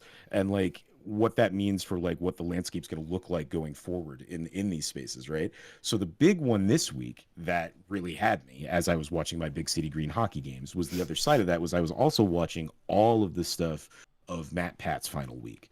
For anybody that's not aware, like I guess start from the big top. Matt Pat is was a not a Let's Player, although he does have the GT Live channel, which is where he will play through stuff and kind of commentate over it as he plays. But that's more about him kind of exploring and researching for the larger entity, which is the Game Theory channel, where he would produce videos that were more about like, you know, like fun theories about video games that kind of tied stuff together and engage with audiences. Essentially, the ways that games were creating space for audiences to get more involved in the game's life, not necessarily creation process, although with some of the games that definitely happened, right? It was some games out there have garnered such large audiences that they do listen when their audience says something, and creators will kind of tweak things in the next version or do updates and things like that. We've talked about this a lot, right? With the rise of Twitter, but also with the rise of like YouTube and Let's Players and stuff like that, the ways in which developers, especially smaller developers, engage with their audiences through this type of YouTube marketing is like, yeah, let's get somebody like Matt Pat to do a theory video on it, which will get people talking about things that they like or don't like in these games. And then we can use that information to grow and become better game creators, either for the next game in the series or for the next game we do or whatever going forward. So this is the kind of space that he not only existed in, but was kind of the king of. Like he was really to the point where YouTube was tapping him to be a consultant for other creators. Businesses would often, it was actually a big part of his whole structure was him and his then partner, now wife, Stephanie. The two of them would go to businesses to teach them about their online presence and how they could have better SEO and what they could do on places and spaces like YouTube, even though they weren't necessarily like creator oriented businesses. Finding themselves in the YouTube space, suddenly they needed somebody to come in and kind of guide them, and these were the people that would go in and do that, right? So it was really interesting when he announced a month or two ago that he was going to be stepping away. He wasn't going to be leaving completely. He isn't leaving completely. Like he's still going to be doing the GT Live portion of the Game Theory stuff, which is just like once or twice a week. He'll come in and play some games and talk with people, but he's no longer hosting or producing Game Theory. He had three other channels: Style Theory, Food Theory, and Film Theory. Food Theory, and Film Theory. Thank you. The bastard child of the theory universe. I think he would agree. But he's no longer going to be producing those. Like he was writing those scripts for every episode of all four shows. He was then recording a ton of the voiceover work. He had definitely grown the business over the years. We've talked a lot. I've talked a lot over the years about how like certain YouTubers have really kind of evolved into businesses of their own, and he was top of the line on that. Like he was open and transparent about how he was doing it, so other people kind of followed suit with what he was doing.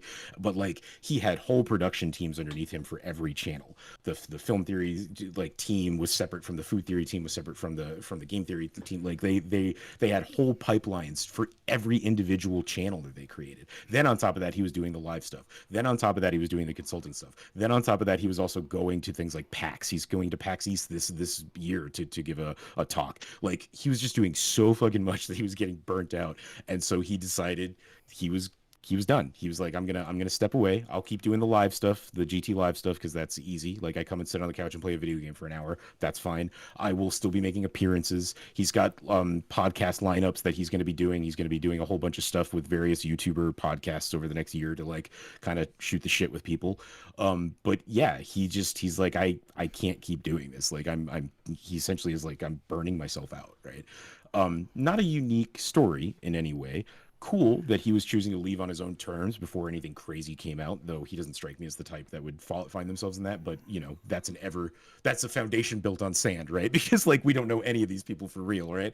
So but this idea of like leaving when you want to versus being forced out, I think is a huge part of this mass movement we're seeing with all of these people choosing to step away. They're choosing to leave before the world changes beneath them and they suddenly can't leave without being just like scolded out the door. But then the other side of that is it also gave him the opportunity to do this kind of work over the last month with his fan base in handing the channels off. This idea that he didn't want the channels to just go away when he did, and he wanted to hand them off to these other creatives that he has been making a point to really lean into, have been working on these channels all along. These are not new people that don't know what they're doing. To him, these are literally the people that were already doing this work. He's just letting them now come to the forefront, right? Like that kind of thing. But I think the most unique part of this whole situation has been that in the classier way that he has been able to do this whole retirement announcement and deal with leaving and all that sort of stuff, YouTube's reaction to it in kind was also kind of wild to me. Because with all that's of the these craziest part about it to me as well. Like as someone who like, I watched a couple film theories, Bastard Stepchild make perfect sense, because a lot of them he would just ignore things that were stated, like right up top.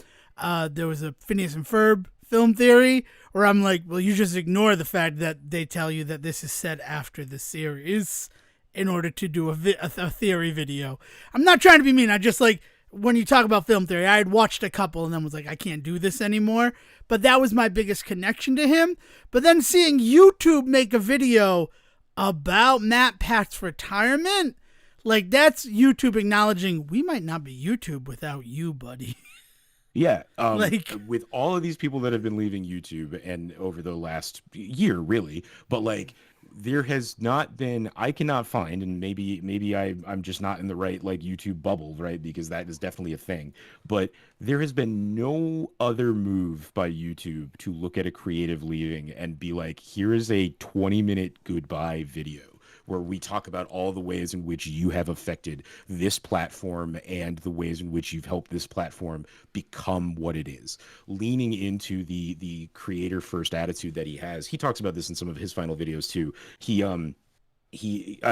actually, his last video is on the actual concept of game theory itself and about how it's something that he has been kind of applying to his whole kind of philosophy of business and stuff the whole time, right? But this idea that like you always want to try and start from a place of support, right? And he points out like that like, you know, makeup YouTube has kind of disappeared because that was not a very supportive space. If anybody was familiar with makeup YouTube, it used to be one of YouTube's largest like sections, like most like profitable sections of YouTube was like makeup tutorials and makeup artists and stuff, and that has pretty much disappeared over the last 5 years because a bunch of makeup artists YouTubers started to really kind of get real ugly with one another in their competitive nature, and it kind of they a bunch of them tore each other down. Some real bad shit went down in makeup YouTube. That'll be something for us to talk about one day. But it was like wild to kind of watch this whole genre of YouTube just eat itself, and like there was nothing that YouTube could do about it because they don't have as much control over these creators as we like to think that they do. But Matt Pat talks about this idea that he always came from a space of like, you need to be much more supportive. You know, if one person makes a video about, you know, fucking, you know, FNAF, Five Nights at Freddy's, like that doesn't mean you can't also do that. And if somebody else is And if you are the person making Five Nights at Freddy's videos and somebody else wants to, you don't then just like send your fans after them and be like, you can't talk about this because this is Matt Pat's thing to talk about. He's like, you can't be like that. You can't. We are much better off having multiple voices in this conversation and then being able to talk to each other. Common sense would tell you that, right? But unfortunately, that's not the way that we see YouTube work, especially YouTube fan bases. Like if anybody ever dares to touch something in the YouTube fan base, and like he was not immune to this happening. When he started Food Theory, he actually had like a really big moment when he started Food Theory because he did a whole episode where he broke down the concept of like bioavailability in food and like talked about the idea that like the nutrition that you were told is in a tomato is not necessarily the nutrition that you personally will get from that tomato. You need to think about all the different things that go into what's called bioavailability. First of all, your body is different than the average body, quote unquote. So like, what is your body even capable of taking in? There might be 30 grams of protein in this super tomato in front of you, this meat tomato in front of you, apparently. But like, your body isn't going to be able to actually capture 30 grams of protein from it. The only available amount might be 15, right? The way you cook it is going to change that. The way the house, how often you consume it is going to change that. Like, just there's so much that goes into that we have to be very careful when we start spouting like you need to have this much of this a day, because the bioavailability for every person is a little different. So we broke this whole concept down, right? And a food YouTuber, a rather famous one, I think I've talked about her before because she was the one that got kind of caught up in like her video debunking a really dangerous video with microwaves was taken down, but the really dangerous video with microwaves on YouTube wasn't. And it was like this really weird thing where she was like, I put out a video telling people to not do this terrible thing that's killing people, and YouTube decided to take my warning video down and talk about how dangerous it was, the information it was, but not the original video I was debunking, right? So this person is kind of known for having these issues with YouTube already. She took issue with some of the like science behind what he said in his thing. And what ended up happening was it snowballed into her fan base brigading is the term, a lot of stuff that was going on over in the food theory stuff, and really starting to get really dangerous and toxic with the kind of language they were using, to the point where he then did like I'm trying to think of like a rebuttal video, I guess would be the best way to put it, where he basically talked about how, first of all, we're talking about a 20-second moment in a 20-minute video, where I talked about the concept of bioavailability and ended with the idea of you need to look into this because it is so unique to every individual person. So let's talk about the fact that I already talked about how this was not full information to begin with. Secondly, let me give you 20 minutes worth of just a taste of the research my team did to come up with this information, and like laid out just all of this shit about just like all of this stuff about where the research had come from and how the method worked, and the straight up like USDA like paperwork that they were following in this information and stuff like that. And he said, and then lastly, like the important thing I want to point out here is like, I really like what you do, and I really respect the kind of work that you do. And I know that this is not you telling like fans to like come at this shit, but like we need to remember that as creators, like the language that we use when we talk about this stuff really can affect the ways that fans feel like and they react, have the right to talk to each other, right? It was a very professional like I'm done with this conversation type rebuttal video. Like it was like I appreciate that there is definitely different information out there, and I think it's important that we talk about how some person's math might not line up, but I was literally in a conversation talking about how this stuff is squishy, and now your fans are here talking about how I like putting words in my mouth and things like that, and doxing people or attempting to dox people on my team, and he's like, we're not doing that. That's not what's going to happen. So it's like I said, it's not like he was immune to these kinds of incidents happening in his career, but what made him unique was the ways in which he always seemed to handle them, right? I mean, you point out stuff like the Phineas and Ferb stuff. There was definitely a moment where he had to shift as a creative because he had to realize people were watching him like for solid information. Like when he does his first videos, I mean, he has a video about like Wario actually technically being 10 stories tall if you do the pixel math, and like in that video makes a couple of mathematical like mistakes, but it's all for the joke of Wario being 10 feet, like being 10 stories tall. Like the bit is that Wario is big, that's the joke, so all of the stuff in it is twisted and altered in a way to be that, right? And he had to realize at some point that he couldn't come at it that way. It couldn't be meme first and then let me make the shit fit.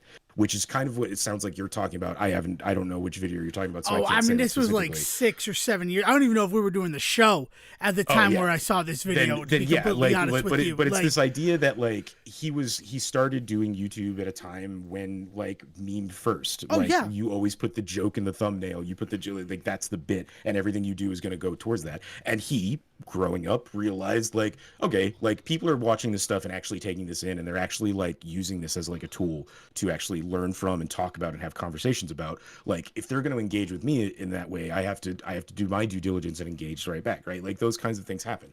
Again, like it's not that he was not having kinds of these little conversations and controversies pop up, but what made him stand out was the ways in which he was able to use that stuff to grow from. He had some stuff go down with like the creator of Deltarune at one point, but even they kind of like tied the knot to the point where like Toby Fox, the creator of Deltarune and Undertale, has like appeared on his show since then and stuff like that. So like YouTube kind of, I think, looked at him as the ideal content creator. And him leaving is a huge deal for YouTube because, love or hate the work he was putting out, YouTube really appreciated the ways in which he both played ball with what they were doing and also was helped them reshape what they were doing in so many ways. The yeah. amount of times he would call out YouTube for weird practices in like the ways its analytics worked and the ways that it's like marketing and advertisement stuff was forcing its way in. He was one of the early kind of critics of the shorts programming, but very openly showed, very transparent about his journey towards kind of having to lean into shorts over the last few months because everybody has to now. In order to make it on YouTube, you need to also have some good shorts going.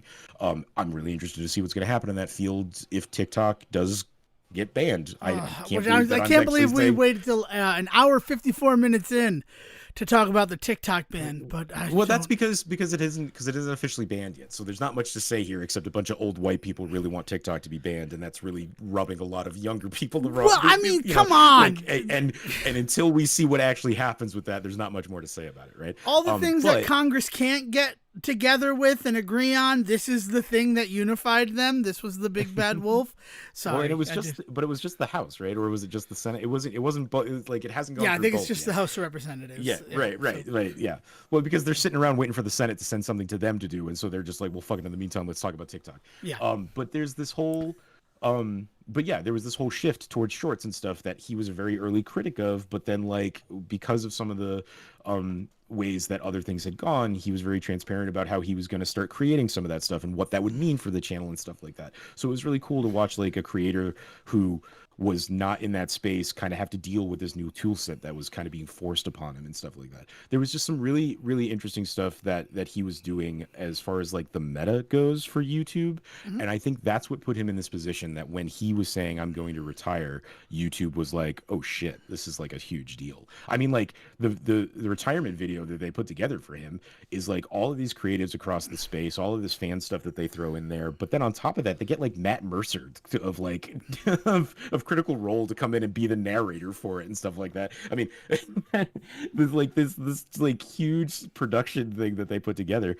And he points out that part of that is because he also just had a really unique YouTube rep. There's a very specific rep that he has worked with for the last decade that has been his connection between him and to YouTube, and they've had a lot of benefit there in that they've had direct connection to talking to higher ups there. It's always really funny to me because like guys like Matt Pat, Markiplier, Jacksepticeye and stuff like that will talk about like needing to get in touch with YouTube to like figure stuff out, and people in the people in the comment sections will just like not understanding how YouTube works will just be like, this has main character syndrome written all over it, they're just gonna go talk to YouTube. And it's like, no, they probably literally have a dude in their phone that is the YouTube guy that they are connected to, that they will call whenever they have questions about YouTube. Like this is a legit thing that happens at that level of it's an actual business on both sides. So there needs to be a way for us to communicate and make sure that things are being done in a way that is mutually beneficial to both parties. Yeah. So with all of these shifts and changes in streaming services and the content that they really want to put their hands on, and right now that content looks like it's going to be something like live sports and things like that. I don't know what kind of space a creator like Matt Pat, who has been around for 10 years and doing all of this work with YouTube to really kind of shape what that world looks like. I do think there's also a portion of it of just like on YouTube side with him leaving now in the middle of this huge shift for the streaming landscape, YouTube legitimately just being like, we literally don't know what we're going to do without you. Because if there was going to be anybody on the front facing audience side of this that was going to be kind of a good bridge between what YouTube is now and what YouTube will be in the next 2 years, it was going to be somebody like MatPat. He was, again, in their eyes, the ideal content creator for them. He knew how to shift with what was going on in the trends, but he was clearly not kowtowing to company lines in the ways in which he was willing to call out YouTube when things got hairy. Like the kind of stuff that he found himself in the middle of, but never quite responsible for, or like he was never carrying YouTube. He was not the guy that he, like, it's not like YouTube is suddenly going to lose 500 million viewers because MatPat left. But the idea of the matter is that like he was just one of those ones that played so nice and succeeded within the whole atmosphere, the whole ecosystem of YouTube, that losing him is kind of scary for them. You know, point out to that other big creators, that even the ones that aren't leaving, quote unquote, have noticeably been taking more and more time for themselves. You know, I think about like in cooking YouTube, like there's Rosanna Penzino who stepped away from YouTube in order to do a whole bunch of stuff like for HBO when HBO Max got started.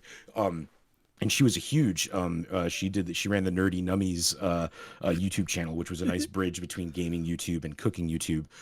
And she hasn't really come back to YouTube since. She's done a couple of things here or there over the last 3 years, but she's got a couple of shows on HBO. So it's like she just doesn't do much on YouTube anymore. I mentioned Markiplier earlier. He's in the middle of making a fucking movie. Like he's out there making an indie film for the last 2 years. So he has not been loading up as much lately. Ethan and Jacksepticeye, those guys are on that side, have been getting involved in the boxing sports stuff, so they've been doing some of that. You know, it's Logan Paul and all of them who have been shifting towards the sports stuff. Like the big names in YouTube that were kind of keeping the platform not afloat, but like direction, were like kind of guiding where YouTube was going to go.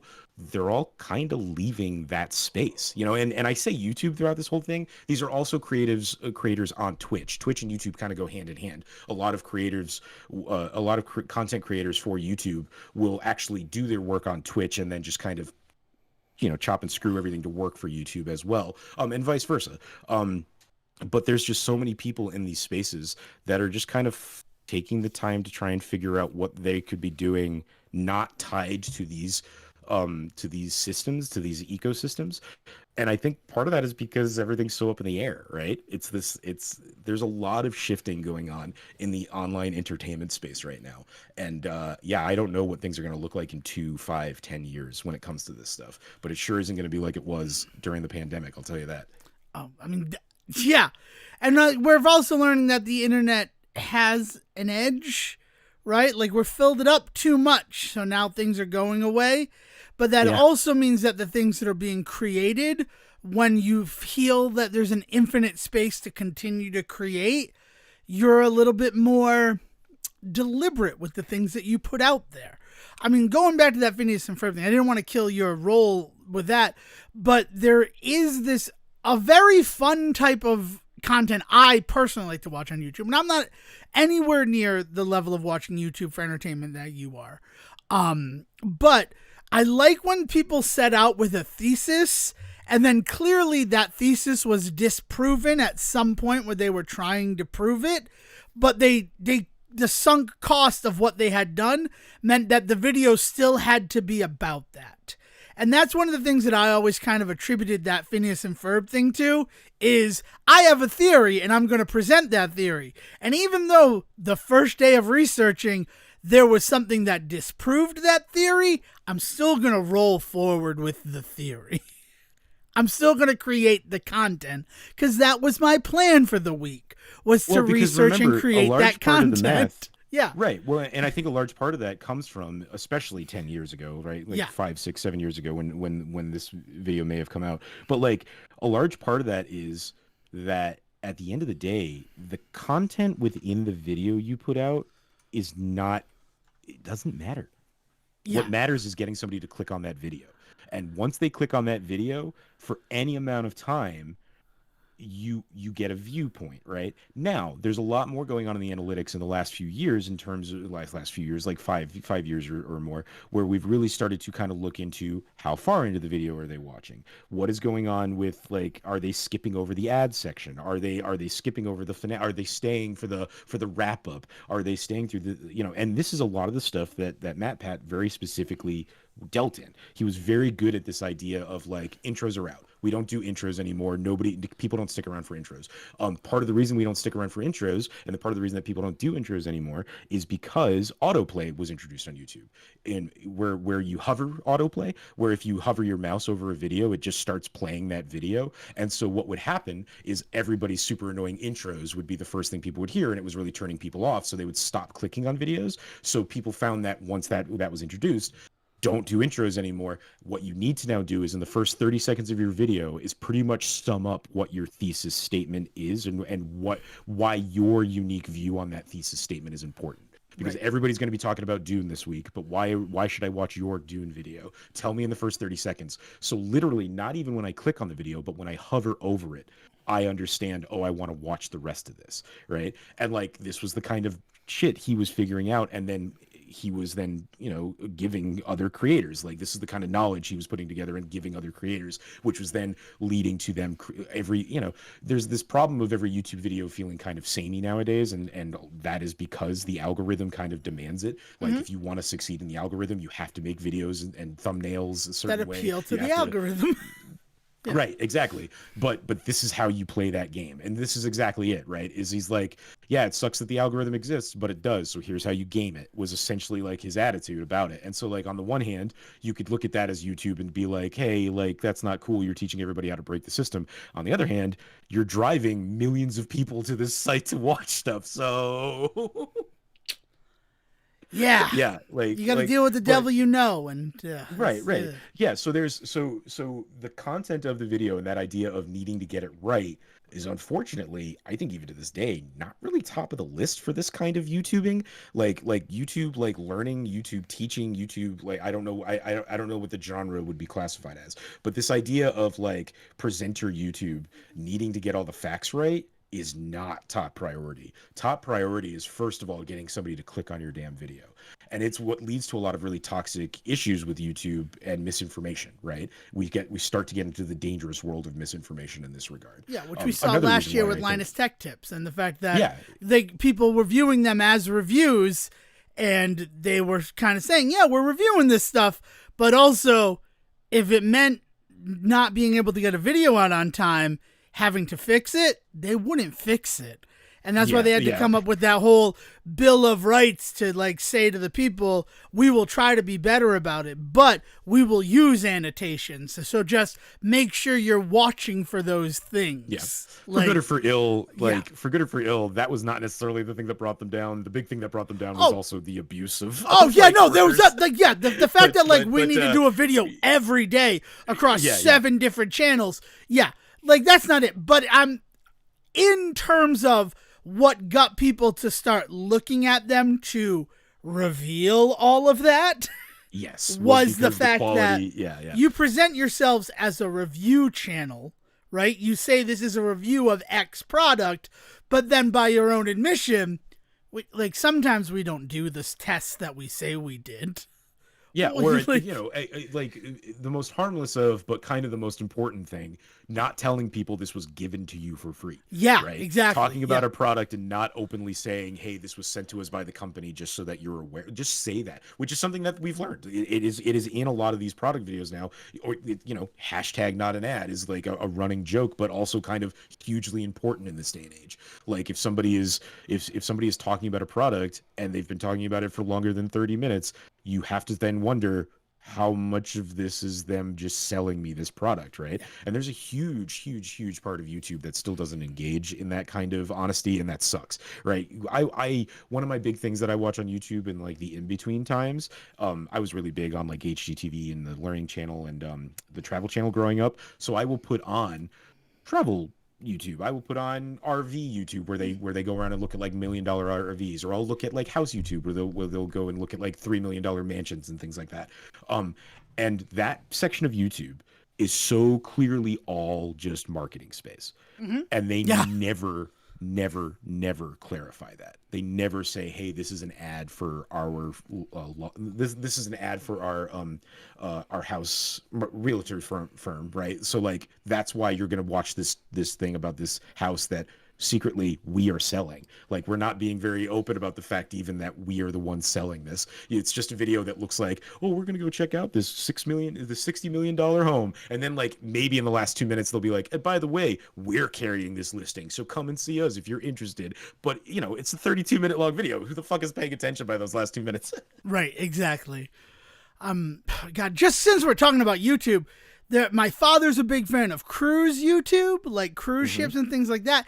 And they were lit on fire this past week because one of the guys who do it, they were on a cruise line that they have done negative videos in the past, or like just not painted them in the best light. And 4 days into their trip, like they were told you can't film anything else on board the ship. And they're like, but is it just us or can nobody film? Because there are other people with cameras and things. Like, no, specifically just you. Like censorship of them because they were afraid whatever they were taking video for would paint the company in a negative light.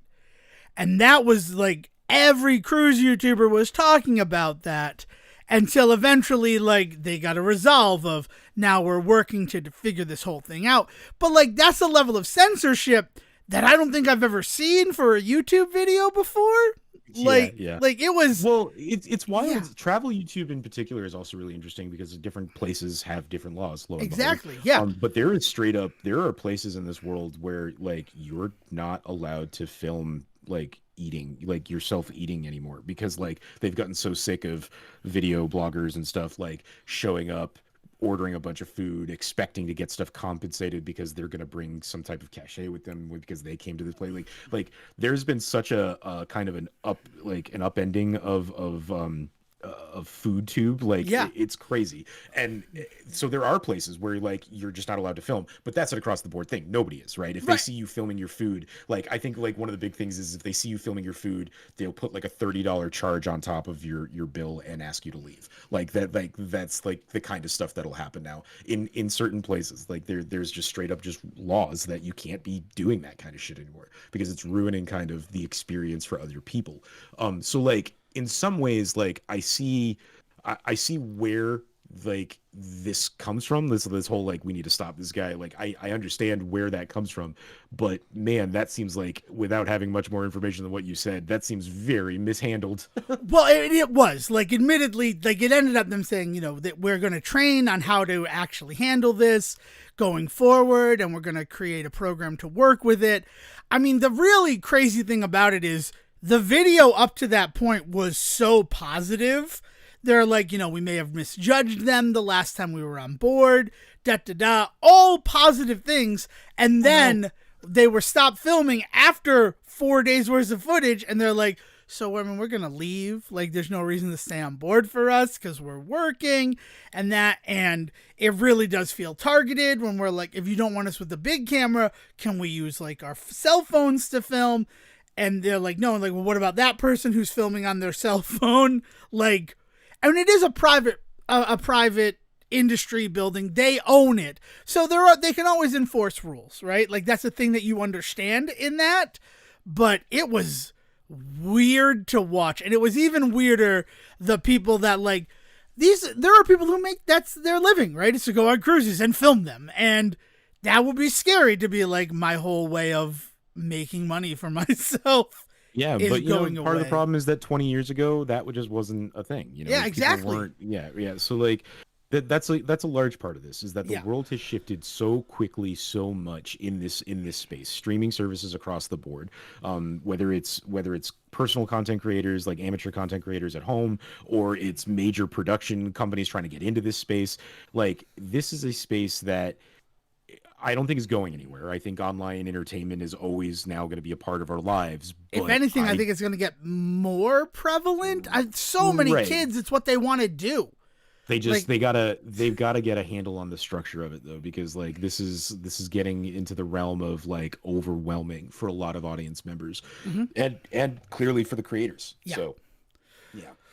All right. Anything else you want to say before we stop recording and go enjoy St. Patrick's Day? No, I'm gonna go smoke some corned beef, I think. I'm going to eat some corned beef. I'm going to drink some Guinness and some Smittix and some Baileys and Jameson. I'm going to eat some corned beef. I'm going to drink some corned beef. I'm going to dream some corned beef. Yeah. All right. Well, Sejohn, thank you so much for joining us. Thank you to the listeners. If you want to get in touch with us, join the Discord. The best way to do that is still to send an email to thesayreport@gmail.com. We'd love to hear from you. But without any further ado, because I'm wearing green, I got to get out of here. William, please bring us home. Thank you for listening to the Say Report with your host Devon Decker and Sejohn Serwick. Please follow the guys on Twitter and Facebook by searching for The Say Report, and you can always subscribe on your podcast channel so this is delivered straight to you and you can enjoy it every week. With apologies to your mother, we'll see you next time.